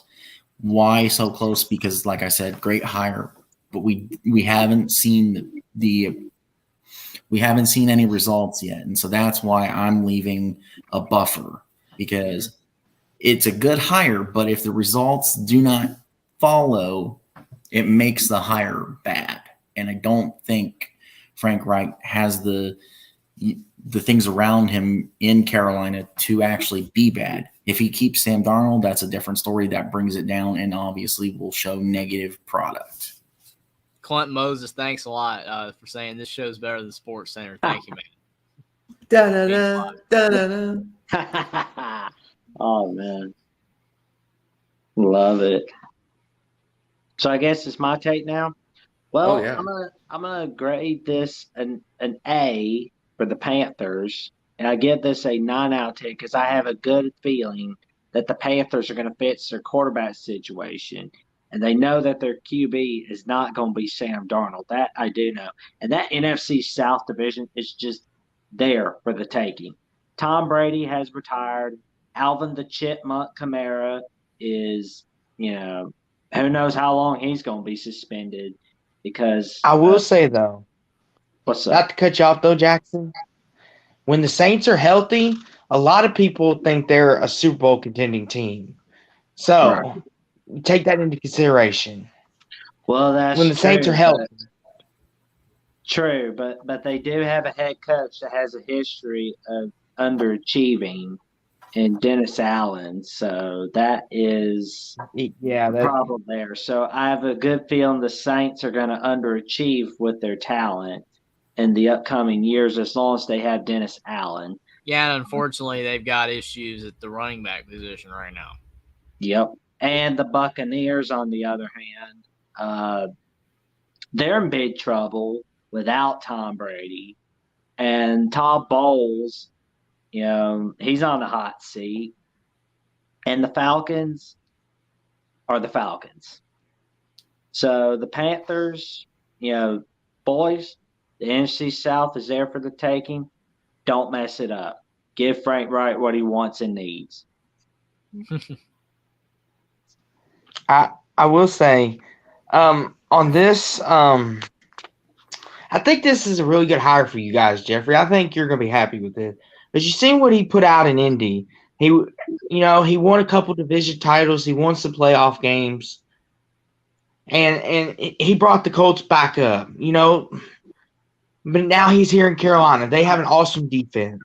Brian Burns is a bad man. Oh, yeah. And J.C. Horn, when healthy, that secondary, Carolina's defense is going to be fine. They just need – their offense is going to be fine. They just need to get that quarterback situation. Mm-hmm. And if they say go after Jimmy Garoppolo, maybe can he win the South for you guys? Or Derek Carr, like you said. And, if Frank Reich can get one of those guys maybe or get the best quarterback remaining, which could be Will Levis, could be C.J. Stroud, could be Bryce Young, could be those guys. In any one of those, I think this is an A+ hire, and I think it's an 8 out of 10. Because, like Jackson has stated, the NFC South is a who's who of chaos. Tampa no longer has Tom Brady. Atlanta is Atlanta. New Orleans, when healthy, they're very good. But Alvin Kamara may be suspended the whole season. Mm-hmm. They don't have a clue who's starting at QB next year. It's a who's who of what. But overall, this is a great hire, I think, for Carolina. I think he'll bring this team back to the playoffs. I don't know about the next 2 or 3 years about this, but I think what the Panthers need to do is get, a Jimmy Garoppolo or Derek Carr. One of those two guys, and draft a quarterback, especially if you get rid of Sam Darnold. Because if you draft a quarterback that's not Bryce Young or C.J. Stroud, it's more likely going to be a quarterback that needs developmental time, like Jordan Love, even though that's never going to probably work out. But still, if you get a quarterback that needs 2 or 3 years of development behind a Derek Carr or Jimmy Garoppolo, then after 2 or 3 years of them, you're maybe not going to want or need them anymore, and then you could use the quarterback that you drafted to be that next guy. I think you get both. I think you get one of the two, and you draft a quarterback. I do. Now, to your point, who would you prefer that they draft? Since you're the big fan, like for me, please, Frank Reich and the Carolina Panther organization, please stay away from Will Levis. I don't care if he's still on the board in the 3rd round or the 6th round. Stay away. Make the dude an undrafted free agent so that a point is proven, please. He had no O-line, man. He had no O-line. I mean, really, I don't know who they should draft because, I mean, I like Stroud and Young. Obviously, they're the 2 highest ones, and then it just gets kind of interesting. I mean, That's why the Panthers drafted Matt Corral in the 4th round last year, and then he got hurt. So, right. I mean, I don't know. That's why you go and draft Hendon Hooker, man. I mean, to your point, though, so there's about 2 spots where CJ is projected. Mm-hmm. Right. CJ is currently projected, and we'll go more into this if we have a mock draft show. CJ is projected at the 4 spot to the Colts or at the 9 spot to you guys. Mm-hmm. So if he's on the board, I would grab him. Oh, yeah. I mean, I'd take Stroud and then still get Carr or Garoppolo. I would. I mean, and you could afford it because Stroud would be on his rookie deal.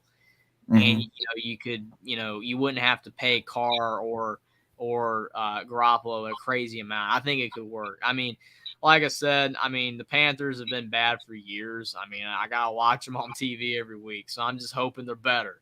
And I think Frank Reich can get it done, but you gotta get the quarterback situation figured out because everything else is there to be a good team, especially with the NFC South being down, and that's a fact for sure. Yeah. I mean, how do you think I feel? I got to watch the Browns every week.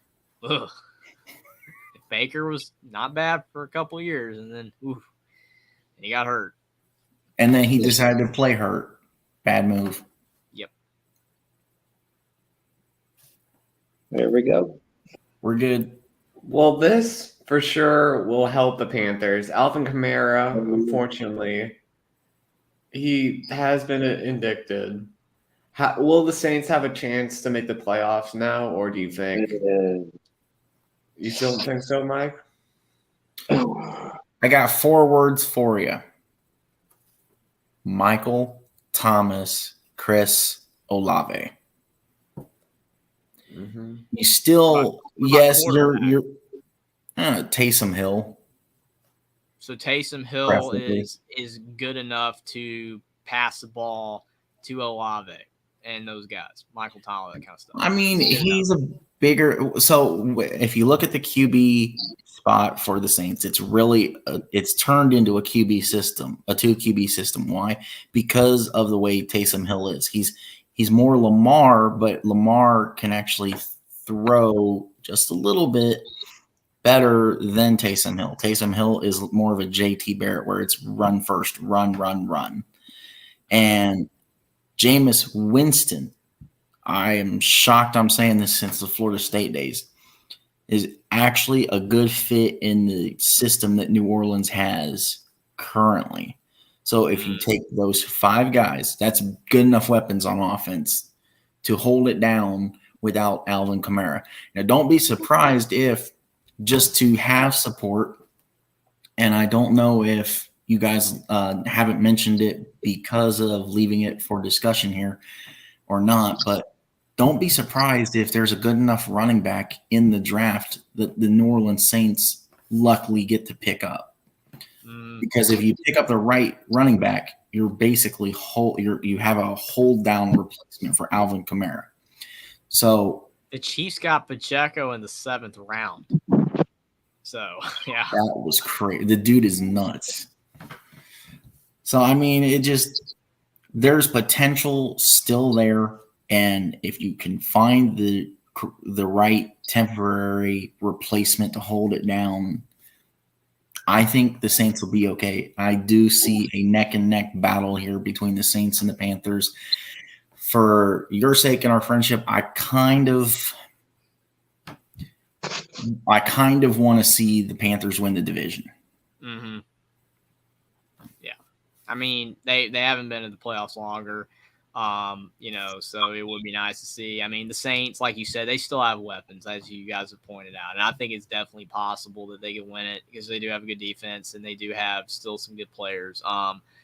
But again, if the Panthers can get the quarterback situation under wraps, I think they have the edge overall. But this is, you know, not just looking at it from the Saints' perspective, but for Alvin Kamara's perspective, it's just horrible that, you know, this happened, you know, with him because he's a great player. And I mean, you never want to see stuff like this happen to a person. You don't want to do, you know, things that are going to get you in trouble, like Calvin Ridley's thing where he missed a whole season of football because of, you know, whatever. So it's like, I mean, it's just, it's frustrating this happened with him, and hopefully he can get it all figured out, you know, and not do any, you know, this stuff again.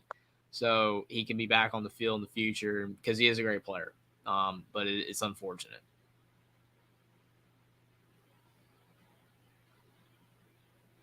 But Joe Mixon is going to keep mixing it up for the Bengals. He's back. Do you think if the Bengals get their O-line sorted out, do you think they can win? Beat the Chiefs? I think that the Bengals have a good enough roster to win a Super Bowl if the O-line was better. Because Joe Burrow is a great quarterback, but he makes mistakes based off that O-line. You know, he's rushing throws, throwing in double covers because he's got Jamar Chase, and he thinks that he can fit every, you know, ball into a tight window is going to be complete, and that's where the picks happen. He needs more time, and he's going to have to throw the ball, you know, to receivers that are not Jamar Chase, and I think they can win a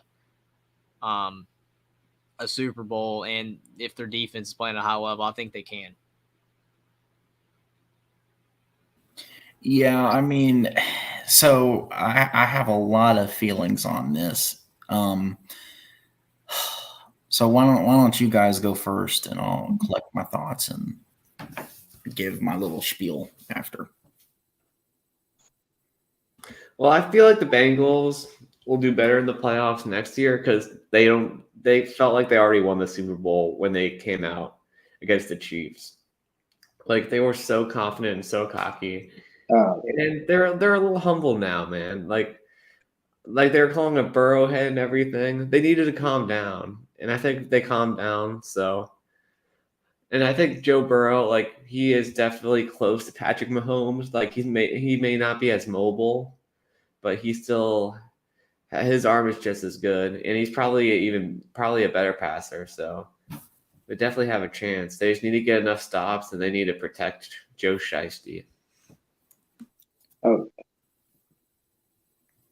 but yeah, it's like you said, Will. You know, the Bengals, they were all cocky this year, but next year they're not gonna be so cocky. They're gonna go, oh, we gotta get up for these games.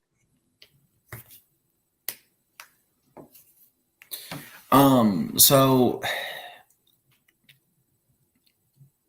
for what happened, I think that something more should have been done. I mean, you're basically telling a person who plays in sports that you can go wave a weapon in front of someone and tell them they should be not here anymore and get away with it. That I do not approve of. He does make a big impact on the team itself. To Will's point, you know, if they had a more competent O-line, the Bengals would be 1-2 in the Super Bowl. And the Bengals would probably have gotten to this year's Super Bowl and possibly, more than likely, would have won back-to-back Super Bowls. But that's here nor there. So if he stays clean as far as not having any more incidents, you get a good O-line, this could be productive. And I hope that he has seen the light, so to speak, and doesn't feel so entitled. To your point, Will, the whole team was kind of entitled. And in my opinion, yeah, I'm sure Joey Burr is not like affected by it, but it gives the organization and the team a bad look in my eyes. And for that, the fact that he didn't really get a punishment out of it, I give the move a 2 out of 10. It's a total face plant F bomb, not that kind of F bomb. And it just wrong, and it looks bad on the league for not having some kind of punishment come out of this. But you know, we need to accept that athletes are not regular people, but at the same time, they can't have certain entitlements to basically get away with anything. Because of course not, nobody should. And real quick, I think something funny about what Jackson said about, you know, the Bengals were cocky, you know, and they won't be cocky this year. I'll tell you another team that won't be cocky, the Bills. Go ahead, Buckeye. Mike, sorry. You're good. I mean, I just, you know, do the athletes deserve entitlements? Yes, but not to the extent that we've seen with Joe Mixon specifically. And on top of that, he's already had so much negative attraction in the past. To Will's point in the Discord earlier tonight, he brought up the Oklahoma incident when he basically ragdolled his girlfriend and slapped the ever-loving crap out of her. Mm-hmm. And yet nothing was done. I think at most he was like suspended for X amount of games in his first season or something. But overall, nothing was really done in my eyes. And you need to be held accountable for your negative actions. When you're an athlete, you should get the same punishment that a normal person would get for the same crime. Yes. We're not seeing that happen. And yes. That's where I'm coming at with this. Is that's why I give it the 2 out of 10. I give it the faceplant F bomb. Yeah. Yeah, I wasn't even talking about none of that earlier. I was just talking about the team in general. But yeah, with all the stuff going on mixing, yeah, it's not good. Because I mean, that's what this segment is really about. Yeah, no, I kind of realized that after when you start, I was like, wait a minute, we're not even talking about just the band, we're talking about mixing. Oh yeah, and he's dead. Okay, I mean, I saw it a little bit earlier. I kind of skimmed over it. Yeah, I mean, it's not good. I mean, overall, like you've been saying the whole time, and I completely agree. Now that I completely know what we're talking about here. You gotta punish everyone the same way. You can't give favoritism or entitlement to athletes, even though, like you said, their job is really hard. Some things are gonna make sense to be quote unquote entitled, but not the law. The law is not an exception. You have to treat people the same way. Because I mean, before we move on real quick to your point that we both have been making. If I did what he did, I'd be sitting in a jail cell right now. I mean, he literally went up to a woman and basically said she'd be dead. And if he had his gun or if he had whatever, he would be the one to do that to her. And it's like, yeah, he was was a normal human being. One of us would be in prison over that or jail, and he's sitting at home with no punishment. And that's what irritates me out of this is, punish the athletes the same way as a normal person. They don't deserve special treatment in this kind of situation. Well, it's like you see with teams. I mean, I've said it before we move on, that you look like you mentioned Michigan with that player, and they didn't do anything about it until after the season for that reason, because they wanted to be able to use, you know, his talents on the field, even though he did wrong, which is ridiculous. You look at Indiana. I mean, all the basketball players did when they went at Northwestern last year was they were late. They broke curfew by like an hour. Mike Woodson suspended all 5 of the players that did that, and they lost the game. And yet fans were mad and said that Mike Woodson should have let them play because it could have cost Indiana a tournament bid last year. Most coaches, like you look at Duke, I'm not trying to call anybody out, but Paul Banchero and Coach K's grandson got in trouble for his grandson got a DUI. Banchero assisted in it or whatever. They got to play next game, and people didn't say a word. This is where we're at now, unfortunately. We're at a point where people care more about what they see on the TV and the team wins versus actually doing the right thing. Mike Woodson did the right thing, suspending the players for a game over curfew, just curfew. And yet people were saying that he made the wrong move. And that is what's wrong with today, is people are okay with, people doing wrong as long as they still get to see them on the field or on the court playing basketball or football. And I think that's wrong. People need to, get in trouble for when they do wrong. And if you're a sports team, you got to make that sacrifice. You have a player on your team that did wrong, and he does not need to be out there when he needs to be punished for what he did.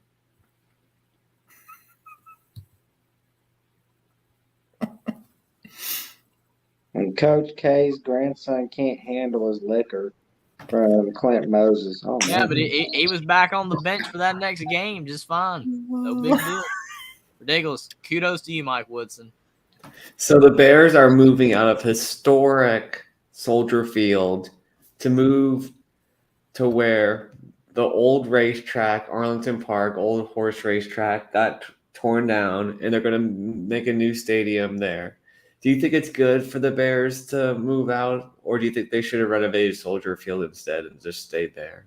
I think, Well- honestly, this is a good move for the Bears because, I mean, there's like reports on Chicago being the number one deadliest city in America, man. It's like, Hey, Jax, I'm just going to say one of my favorite, things to watch are dangerous cities.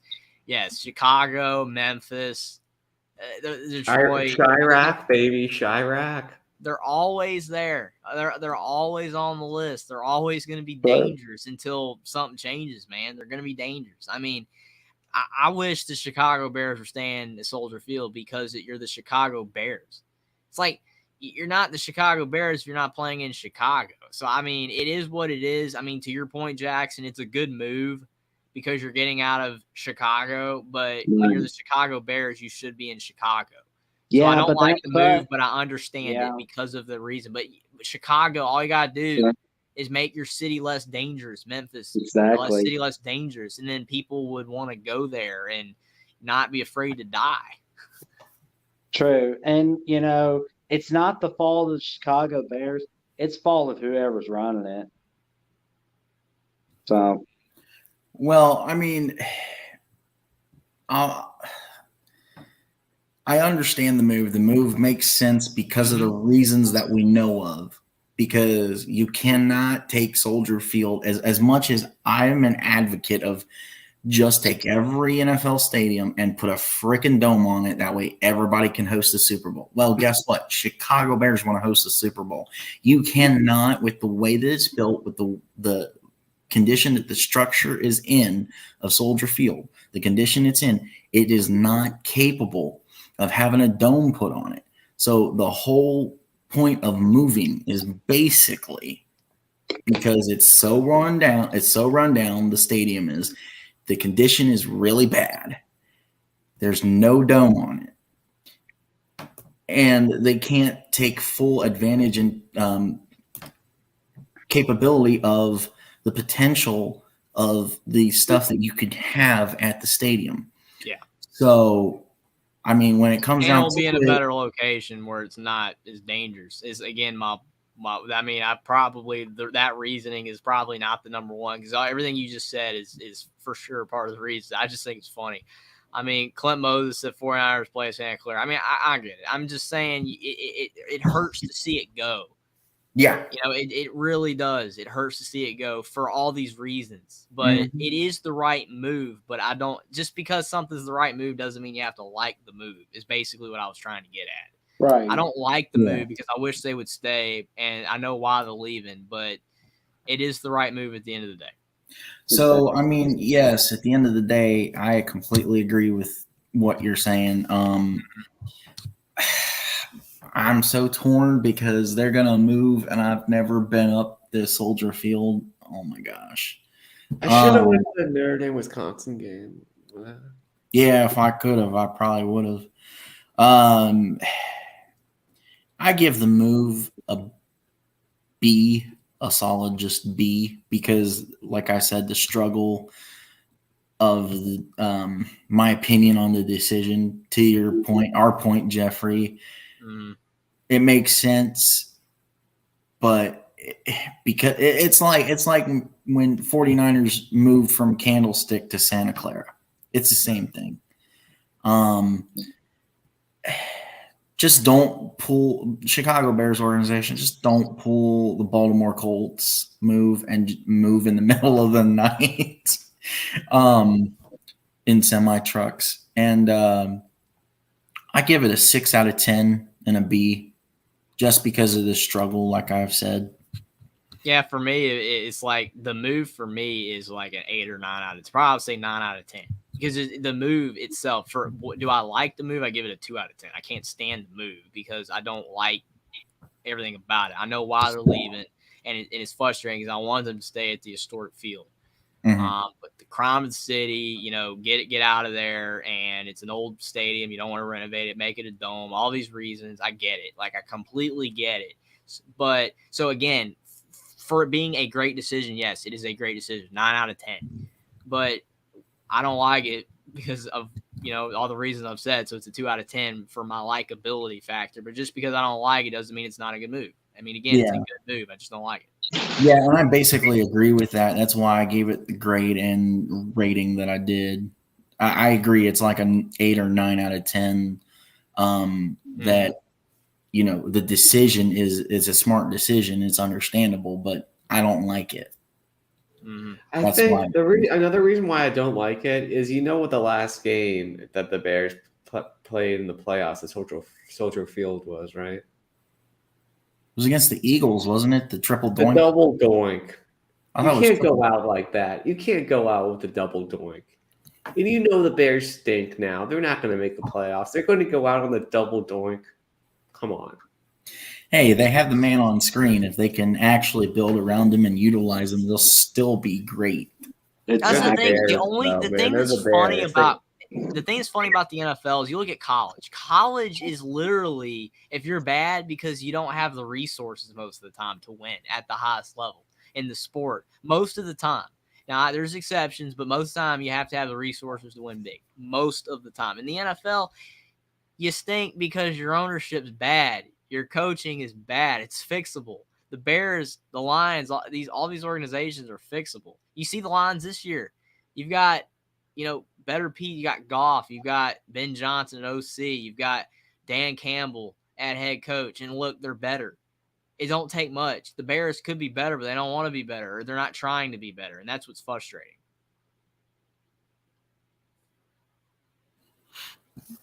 Jackson. But yeah, I'm just gonna say for the Bears, I rank this move at 8 out of 10. Well, 9.5 out of 10. And likability rating for me is a 6 out of 10. I don't like it, but you gotta do what you gotta do. Yeah. What grade do you give the move? I don't like it. 4 out of 10. They're going to at least move to the stadium when they're going to be good. They're going to be bad still. It's kind of like sometimes running from your problems instead of fixing what you got. You know what I'm saying? That is kind of what, the way I look at a lot of that, I know it's not as concrete as that, but still, I wish they had found a way to, make it work at Chicago, the original location, but it is what it is. Like I said, it's a good move, but it's still frustrating. So based on your guys' ratings, what grades do you give it, Will and Jackson? D. Ooh. The Raiders removing Derek Carr. That's a good question. I'm going to say that's a B+ move.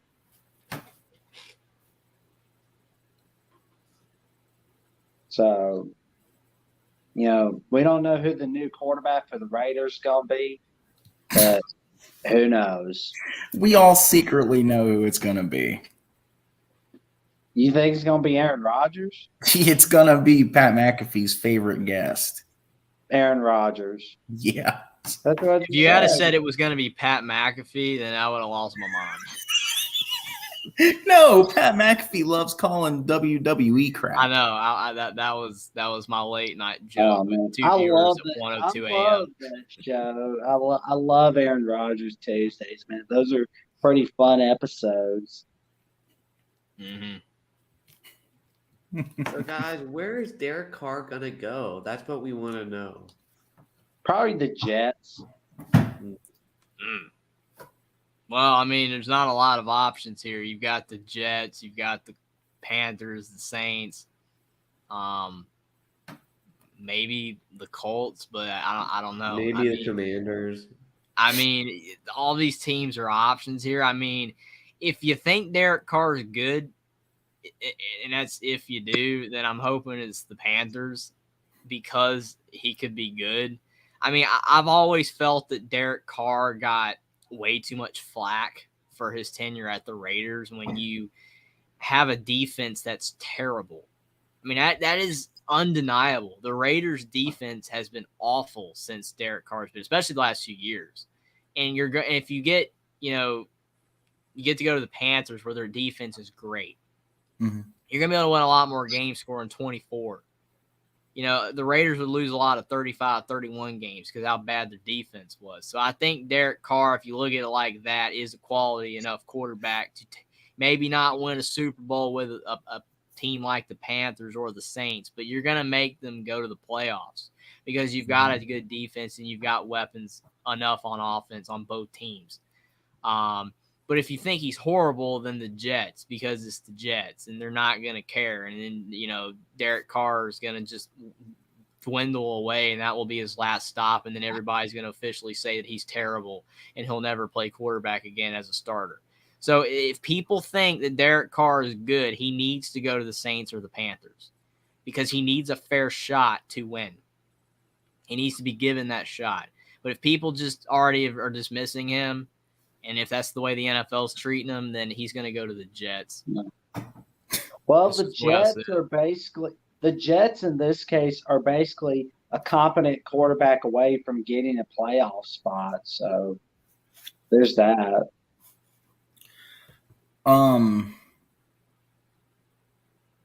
I think he's going to New Orleans, and that's part of why I said earlier that it's a battle between the Saints and the Panthers to win the division, because the Saints currently are the front runners to the point that it's basically a done deal. They're just trying to finalize everything and then make the announcement. That's where it's at, really. So moving on from Derek Carr, as far as the Raiders, I think. Sorry, I thought you said moving forward.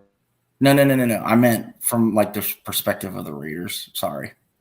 So from the perspective of the Raiders, moving on from Derek Carr, I think that depending on the choices that they make and the fact that we kind of already know but haven't heard anything official yet that number 12 up north is going to be the next Raiders QB, I see the potential there. I want to lean to a 9 out of 10 and an A for this move on the Raiders' part.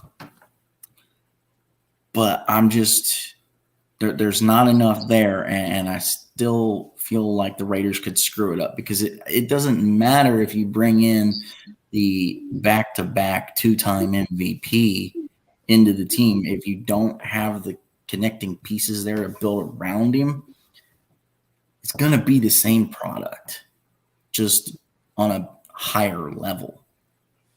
As far as for Derek Carr, if the move does end up being New Orleans, I give that move a 9 out of 10 A, because he's proven that if you build around him properly and build him into your system, he can win. I mean, it was literally a shocker to everyone, not this past season, but the season before, when they beat the Chargers the last week of the season and made the playoffs. It was more of a holy crap, the Raiders just made the playoffs, not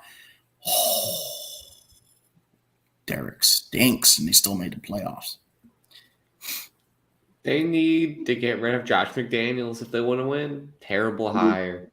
Terrible hire. Exactly. I will say to your point, Jackson, to give you a little benefit of the doubt with the Jets. I mean, if the Jets are truly only a quarterback away from being a playoff team, then by all means get Derek Carr. I just still feel that the Saints and the Panthers are better places for him right now. I just do.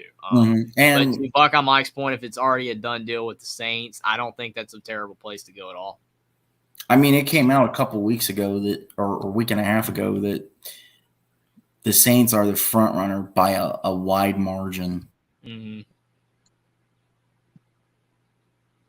For sure.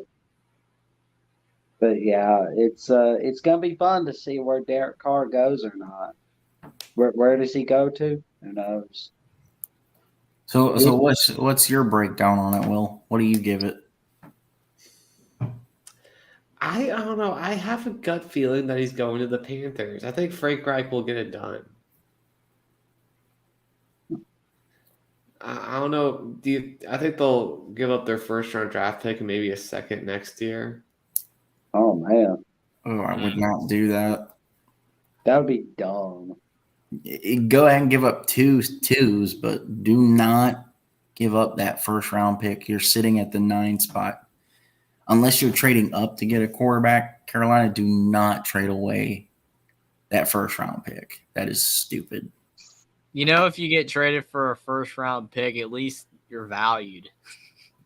Well, yes, but I'm saying you're taking away. Like Russell Wilson was valued so much that the Seahawks, basically took everything away from the Broncos. It's just all gone. It's all over. That's why the Broncos have no assets anymore. It's all. I mean, they're empty. So, I mean, to your point, if Derek Carr, if you want to be valued, man, you go to the team that's going to give you a first-round pick for you. But, I agree with you. Probably second-round picks would make more sense. Yeah, and I basically really mean that from the perspective of the Panthers. You have a prime spot to get a really good quarterback because I think Bryce Young will be the first one off the board. It'll be somewhere between 2 and 4. That'll make CJ drop, and you can pick him right up at the 9 spot. So do not trade it away because you have prime real estate. I understand Derek Carr has value. He is a decent quarterback to a really good quarterback. It's hard for me to say he is really good. That's why I started with decent, just because of his product at Oakland/Vegas. So he is worthy, in my opinion, of a first-round pick trade, but with what Carolina has, I don't see it being Carolina because I would not want to give up that number 9 pick. I agree with that. That's why I'm saying if somehow CJ is available at 9, which would be incredible if he was, the Panthers need to draft him, and they need to get Derek Carr if they can get him for second-round picks. You need to get both because if you do, either way you go, you at least have a plan here. If Carr doesn't really work out, you've got CJ. But if you give away too much for Carr and it don't work out, you kind of just set yourself back. And if you just draft CJ Stroud at 9, but you don't get Derek Carr and it takes a while for CJ Stroud to develop, then you're wasting that time with all the talent you have on defense. That's why you got to get both. You have to. Yeah. Mm-hmm. But yeah, the Colts gained their new head man. What's the reaction, Buckeye Mike? I mean, it makes sense. The team he was with just came from the Super Bowl. So he's proven he knows how to run an offense or a defense, and he's proven that he can win. It's just a matter of him building his own system, and can he get the right players to build around his system, and will they fit in the system? Based on the fact that he's a winner alone, I give it a B. I give it a 7 out of 10. I give it that much comfort because of what will this move produce? will it end up in the long run being a good move? And can he win as a head coach? Well, we have yet to see, and so I'm leaving a cushion. Jeffrey? Yeah, I mean, this one is kind of one of those situations where you just don't have a lot to go off of. I mean, yes, it's he had a lot of success with the Eagles as an offensive coordinator. But see, a lot of people get hired, from a coordinator to a coach, and it don't work out because you have to be able to focus on the other side of the ball. Now, I think the thing that does help the Colts, to an extent, is they have some pieces on defense. And now, granted, they did collapse against the Vikings for the most epic collapse ever in NFL history. But if you can get the defense to, be a little more consistent and play a little bit better with him being an offensive coordinator, then I think that you could be okay at defense. But he's going to have to, like you said, get the players that they have, figure out what works, what doesn't with the roster that you have. And if you don't have the guys that you need for what you want to do, try to bring guys in that will be able to fit what you're trying to do at the Colts. They need to give them time because obviously the Colts are in bad shape right now and they need to turn things around. So it's probably not going to be very good if they only give him a year or two and then decide to fire him. But I give it a B- because I don't, we don't have much, to base off of him in his, career so far as a coach. But I do think that it could work. It could be really good. And, it could also not work out either if the Colts, don't give him enough time or it just doesn't work out. But I give it a B- and I'll give it a 6.5 out of 10. Just because I'm not really sure what's going to happen. It's going to be a wait and see hire here. Mm-hmm. Could be really great. The Colts need to stick with him because it didn't stick with Frank Reich, their last Eagles offensive coordinator. Yes. And now they're back to square one. Yep. Mm-hmm. So Honestly, they need to draft and develop a quarterback to have success going forward. And patience, yes. Patience is virtue. Jackson, your floor. All right, I'll make it quick. I'm kind of sitting there going, we'll see. Let's see how the offseason rolls out, and let's see how 2023 rolls out. Then I can make my judgment on this guy being the new head coach. But for right now, I'm kind of just giving it a C. Yeah, it's a C, 5 out of 10. Yeah, that's basically where we're all at here. It's just we're going to have to wait and see. Right. Yeah. I think basically with this one, we're in favor of it. We want to wait and see, and we also are and that's kind of why we're all more or less leaving a cushion, so to speak, because really, if he goes in and he flops and puts the Colts on their heads, obviously it's like a 1 out of 10 and a freaking F. But yeah, an abject failure. But you don't want to say, oh, we think it's a D, but and he ends up being a great, coach that has a 20-year career there. I mean, it's one of those that you just gotta wait and see. I could see it working out and not working out for a variety of reasons. Because I mean, last thing on this, I mean, do we think he could be, or do we think that there's someone out there that the Colts eventually will get that could be the next Tony Dungy?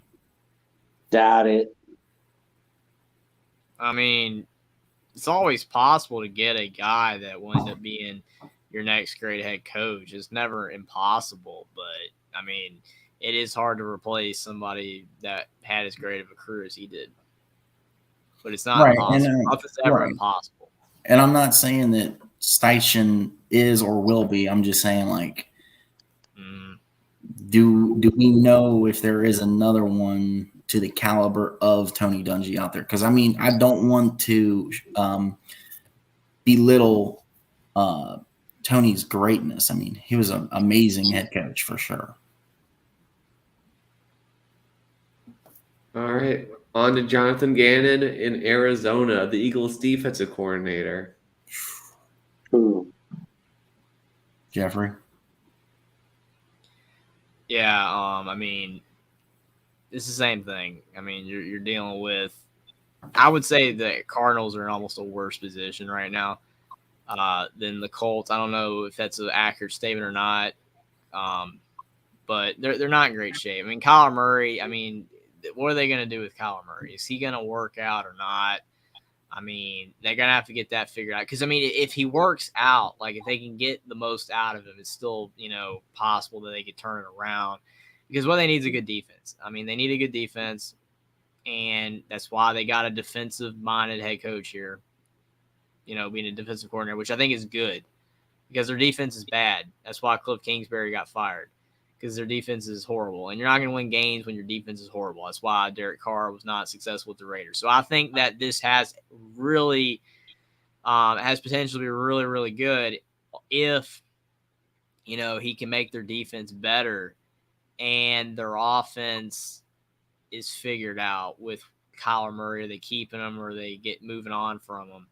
So I give it a B because I think they hired the right position to bring in as a head coach with a defensive coordinator because their defense is so bad, but they got to get the offense figured out. I don't know if he'll be able to do that or not. But I give it a B and I give it a 7 out of 10. It's basically the same as the Shane Steichen hire that it's a wait and see. But I think that at least I give a little more points for the fact that they needed to hire a defensive coordinator to head coach because their defense was so bad. So they did the right decision there, but it's wait and see. Will? Yeah, definitely. Well, they're replacing J.J. Watt on that defense too, so hopefully they land a good draft pick on that. I believe they still have D-Hop as well and Kyler, so I think so. Mm-hmm. yeah. So their offense shouldn't be terrible, but also got to get a good offensive coordinator to make it good. So still a long way to go, but I'll go C+ and a 7 out of 10 as well. Right.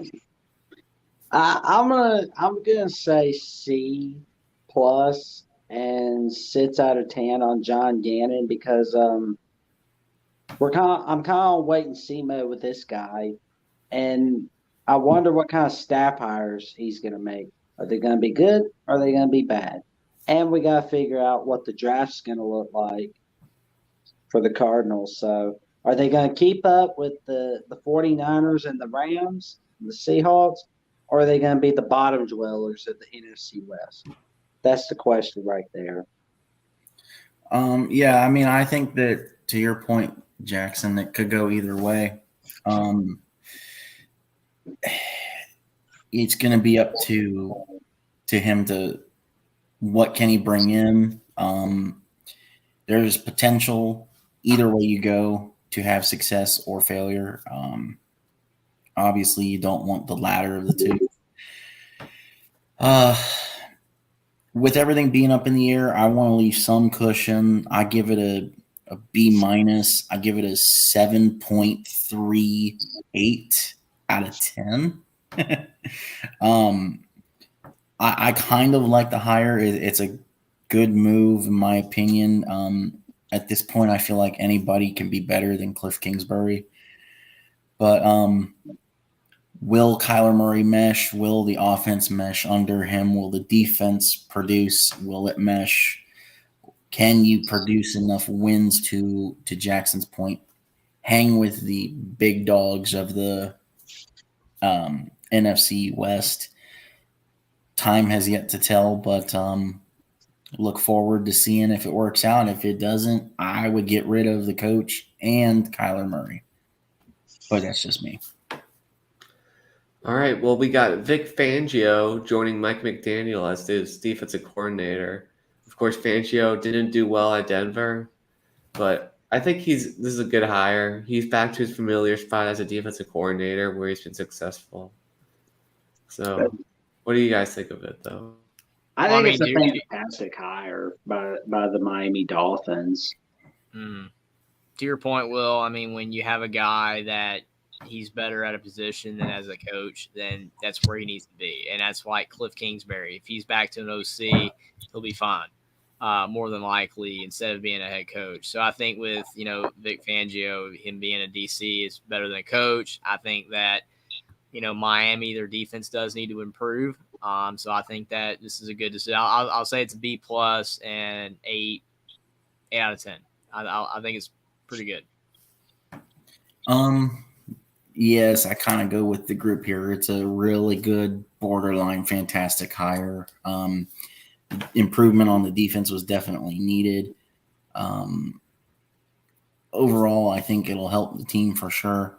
When I think of the Miami Dolphins, I think of the offensive line more than anything. That's kind of why I'm like, because that's where my main focus really is like, okay, you gonna get all that in the draft or what? Because you want to see Tua stay healthy, you want to see him succeed, you want to see the Dolphins succeed and not run into an overrated Buffalo Bills team in the playoffs and get trounced in the first round. And so having a good defense would help with that for sure. I give it an 8 out of 10. It's definitely an A minus for me. All right. Jeffrey, your floor is yours. I said it was an 8 out of 10, B plus. I'm gonna give it an A minus, and it's a 8 out of 10. I'll go A. I just think gotta get some good offensive linemen though. Like you can't waste Tua. No. He's too good to Oh waste. yeah, I mean obviously Vic Fangio is not going to help with that, but I mean the O line's got to be better. I mean there's a lot of NFL teams that need a better O line. Mhm. Cincinnati and Miami are like the top two. Mm-hmm. So this next one's probably my favorite hire. Brian Flores going to Minnesota to be the DC there. Ooh. Huh. Interesting.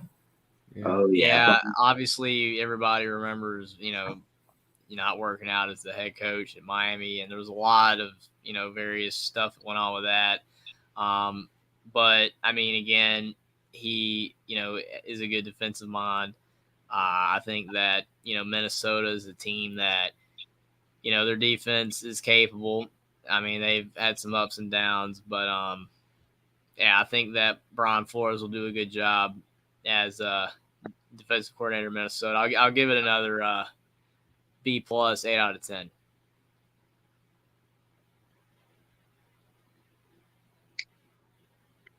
I'm gonna give this a 9 out of 10, and I'm gonna give it an A for the Vikings and Brian Flores.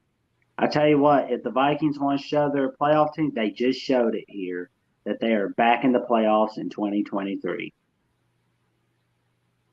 Will, floor is yours. Yeah, I mean, I don't know. Like I feel like Brian Flores just got screwed at Miami. Like Mike McDaniel's doing a good job now. But I don't know. I feel bad for him the way he was screwed out in Miami. True. Mm-hmm.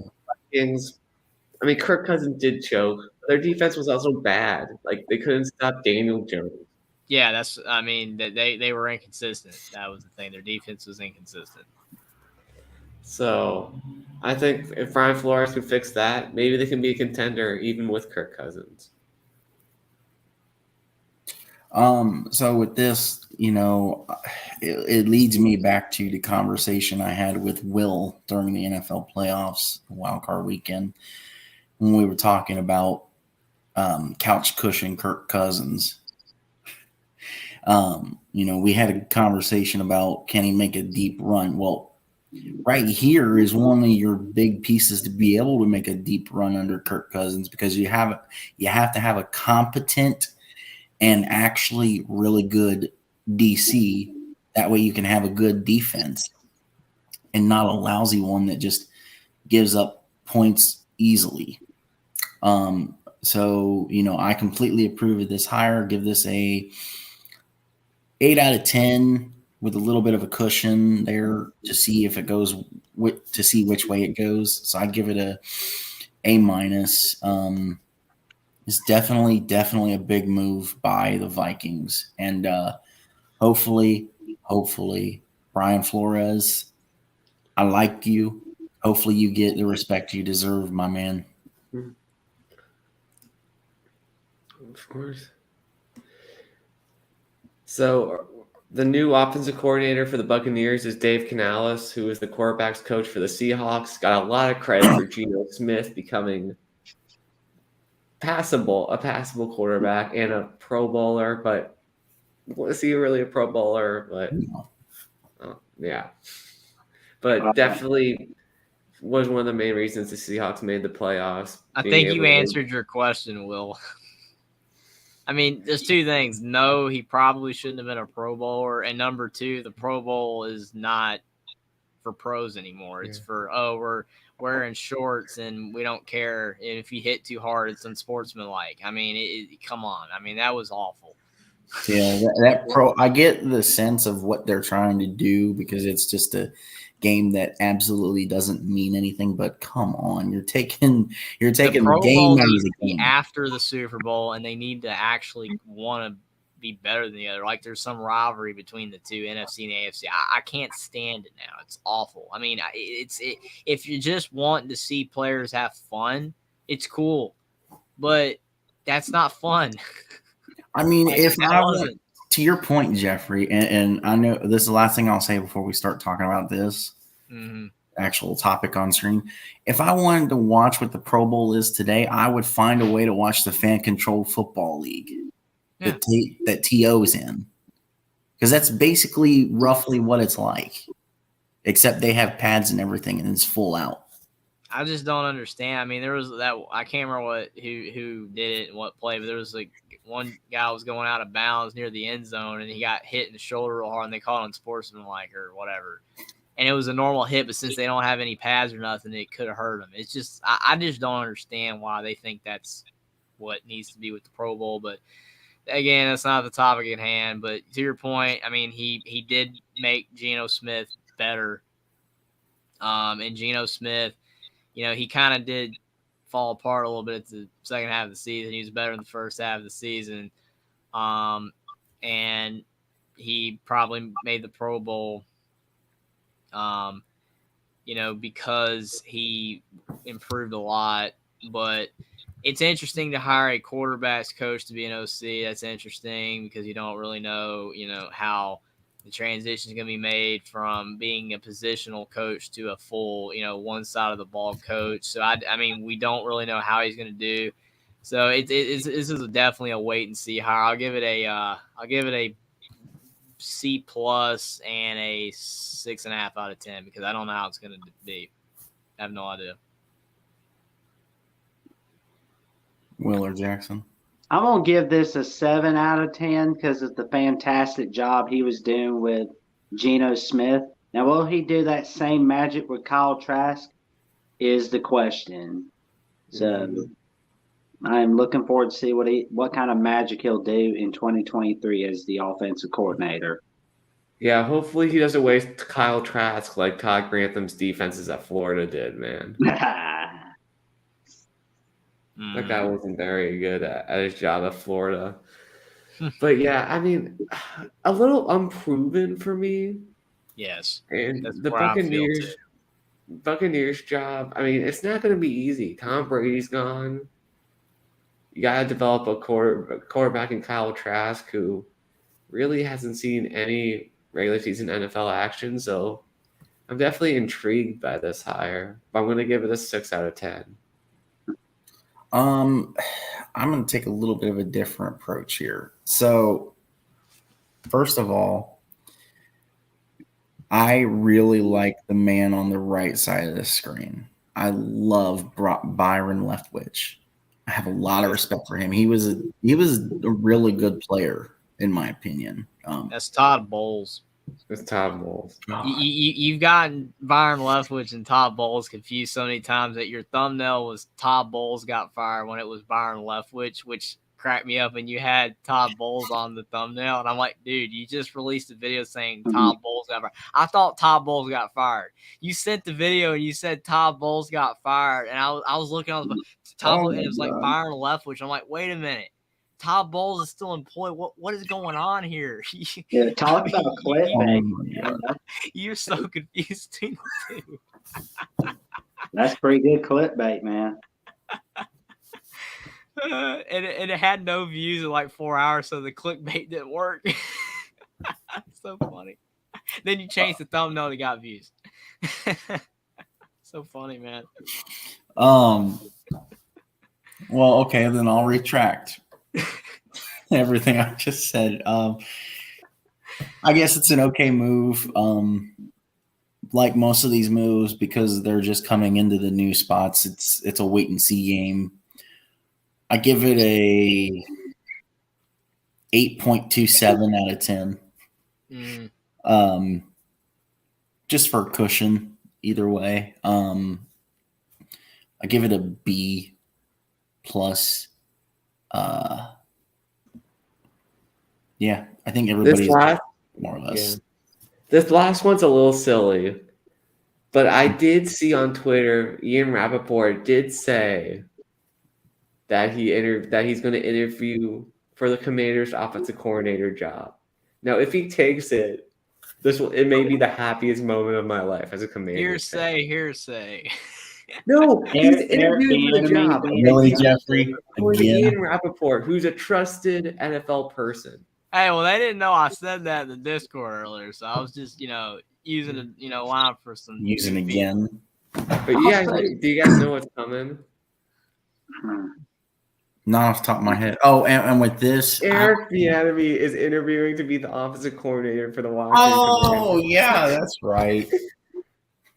I mean, he should stay either at Kansas City or he should be the Nets head coach somewhere. Explain to me why you would leave Kansas City for the same position that you're already that is in. Insanity. That is literally the definition of insanity. That is a downgrade move. Why would you want to go to a PR disaster? So Eric Bieniemy, I'm telling you right now, man. As a guy that I think you're a fantastic offensive coordinator. You stay as an offensive coordinator of Kansas City until you get a head coaching job that's really good, or you get the Chiefs head coaching job. I think that's what he should just sit and wait it out for. Is wait it out for Andy Reid to retire, and bam, you're the Nets head coach. And not become the offensive coordinator of Washington. They just can't happen, man. And honestly, anybody that sees Eric Bieniemy become the Nets head coach at Kansas City, all those teams that turned him down as head coach are going to regret every minute of it. Hey Buck, at least my hearsay was accurate here. I mean, it just can't happen. Right. Yeah, I get it. You're good. Yeah. Guys, I don't think this has ever happened in the history of a rating system. I give this thing a freaking negative infinity out of 10 because this is just to infinity and beyond. Because this, to Jeffrey's point, is just so stupid. Yeah, it's horrible. It's stupid and horrible. You're already the OC at Kansas City. You're gonna leave to be the OC at another team. What? No, stay at Kansas City. To Jeffrey and Jackson's point, whether it's you stay there until Andy Reid retires and pulls an Urban Meyer and hands you the keys to the Mustang or the Porsche. You don't want to get the keys to a lemon, you just don't. Yeah, this would be waiting to get the keys to a lemon. Sorry, Will. But I mean, you're better off to stay at Kansas City, wait for the Kansas City head coach job to open, and let Andy Reid hand you the keys to the Porsche, or wait for another head coaching position to open, which I think if he's going to become a head coach, I'm sorry to say, it's probably going to be Kansas City. And it's literally because the league is so unfair that the freaking, whichever rule it is, I forget which one. Rooney rule. Yeah, the Rooney rule, where all they have to do is interview a person that's not white. They don't even have to consider them. Actually consider them. All they have to do is interview them. The league is so unfair to these assistant coaches or these coordinators that it's stupid. Like, it's stupid for you to have to make a rule just to have consideration across the board. Well, that's why, to Will's point, Brian Flores was, the Miami situation wasn't great. It was not handled well at all. Mm-hmm. And I mean, Eric Bieniemy is proven to be a great offensive coordinator, a lot more than a lot of other people who have become head coaches. I mean, now I will say the one thing the one thing out of this that makes me think it makes sense is bring Brian in. If they bring him in and hire him, there's something in his deal of, okay, Ron's not going to be here much longer, maybe 2-3 years. Bring, Eric in as the OC, and Ron will hand Eric the keys to the Porsche, or in this case, the Lemon. Yeah, I was about to say, so that's gone the from a Lemon to a only way. Porsche now. That's the only way that this makes sense, is that Ron's almost done and Ron wants Eric to replace him. I would completely support that. Because it's so up in the air, that's why my instant reaction is negative infinity. If we're going to be logical, and I'm bringing it back in to be logical on this, if we're being logical, if that is the way they're going to go, I give this a 9 out of 10, and I have full support behind this. I want this to happen. I want to see this man be a head coach in the NFL because he more than deserves it already. He's got 2 Super Bowl rings. He should have 3, but there was such a disaster with the Chiefs in that middle opportunity. Plus, he ran into the GOAT. Stay at the Chiefs. I would still stay at the Chiefs, man. I mean, because it's up in the air. You've got it so good there, man. I mean, like, even though, yes, to your guys' point, he should be a head coach by now. Like, I completely agree. The fact that he's not is ridiculous and insane. But he's got a great job, though, man. You've got a great job with Andy Reid, all those, players, and you're winning rings, man. And if you sit it out, you're going to be the head coach. And if you're not the head coach, then the Chiefs are not using the brains as an organization. But I would stay at the Chiefs. I don't know, man. I mean, to your point, like what you just said makes Washington make sense a little bit, but I still would stay at the Chiefs. Yeah, I wasted a lot of breath, but I basically agree with what you're saying. The Chiefs is a better option, but with what I said is the only way that this move makes any sense. Mm-hmm. So I'm going 10 out of 10. I mean, I want this to happen bad. Of course, you're going 10 out of 10. For you, Will, and for Washington, it's a 10 out of 10 if this happens. But for Eric, it's 0 out of 10. Don't do it. Just don't. Yeah. Yeah, it's a 10 out of 10, A++ in Will's eyes. And for Washington, but just don't do it, Eric. Yeah, it would be a 10 out of 10 for Washington if this did indeed happen. But it's definitely a 1 out of 10 for Eric Bieniemy. It's like Prince Eric in Little Mermaid. Don't go the wrong way. You know which one it is. You know the right path. You know which one to choose. Okay, come on. Come here. Just don't do it. Come on, don't take that one in the corner over there. Just stay where you're at, man. You had to do that. All right. So there's one that I forgot to do, and it was Todd Monken from Georgia Bulldogs. Oh yeah, where he's the Ravens OC. Oh man, that's pretty good, man. It's 8 out of 10. Give that an A. Yeah, I like that move. I mean, he had a lot of success at Georgia, and obviously there's a lot of talent. But I think that I think he can work with Lamar if he's obviously more likely still gonna be with the Ravens. I give it an A- and a 8.5 out of 10. I think it's pretty good. Mm-hmm. Yeah, I'll go 7 just because like college to the NFL doesn't always work. Mm-hmm. The only way I can see not working, but I mean, it's not slam dunk A+. But I give it A-, 8.5. Yeah, I'm a little wishy-washy on it. Because you're going from college to pro for Monken, it's definitely an A+, 10 out of 10. But logically speaking,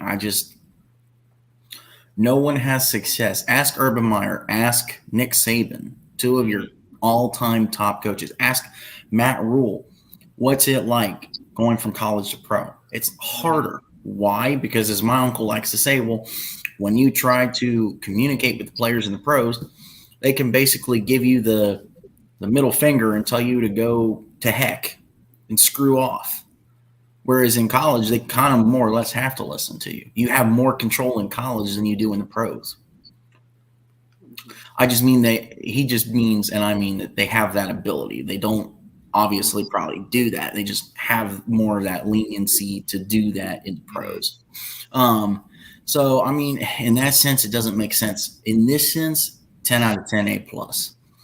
I agree with you.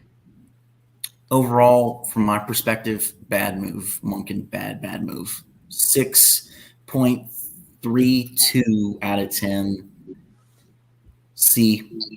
Well, okay. Let me, obviously this is the last one. Didn't really have a lot of thought about it because, you don't have anything on the screen about it, and we didn't know we were doing this one, and it's 1:43 a.m. and no one's here anyway.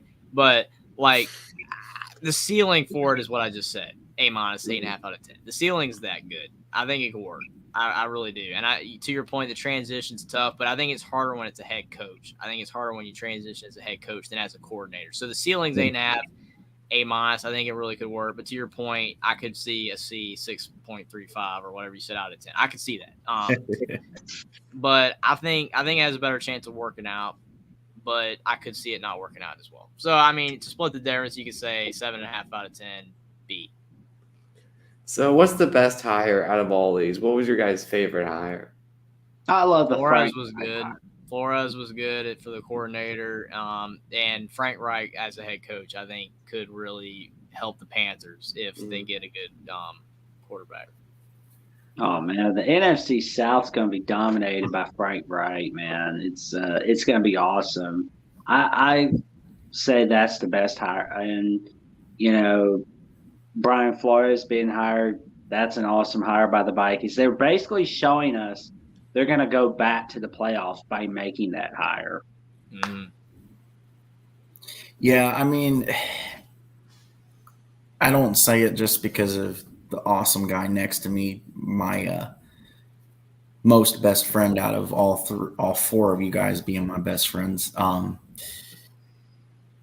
Frank Reich has to be the best hire here in this group because it has the most overall potential for success. Mm-hmm. He seems, like I said, to fall into places where you need one piece and you can just take off. And that seems to always be the quarterback spot. So don't screw it up. I like your idea with Derek Carr and a draftable QB. Just don't draft Levis. Other than that, awesome. Totally agree with you guys. No, mine hasn't happened yet, but it's Eric Bieniemy for me. That would be my favorite out of all of them. Rumor, man. It's the hearsay department. It's like gold and blue dude stuff here. I mean, we're talking about, this could happen. It's never going to happen. And if it does happen, then the world is insane. I mean, it's like that's what we're talking about here. I mean, yeah, like I said, Eric Bieniemy to the Commanders would be a great move for them.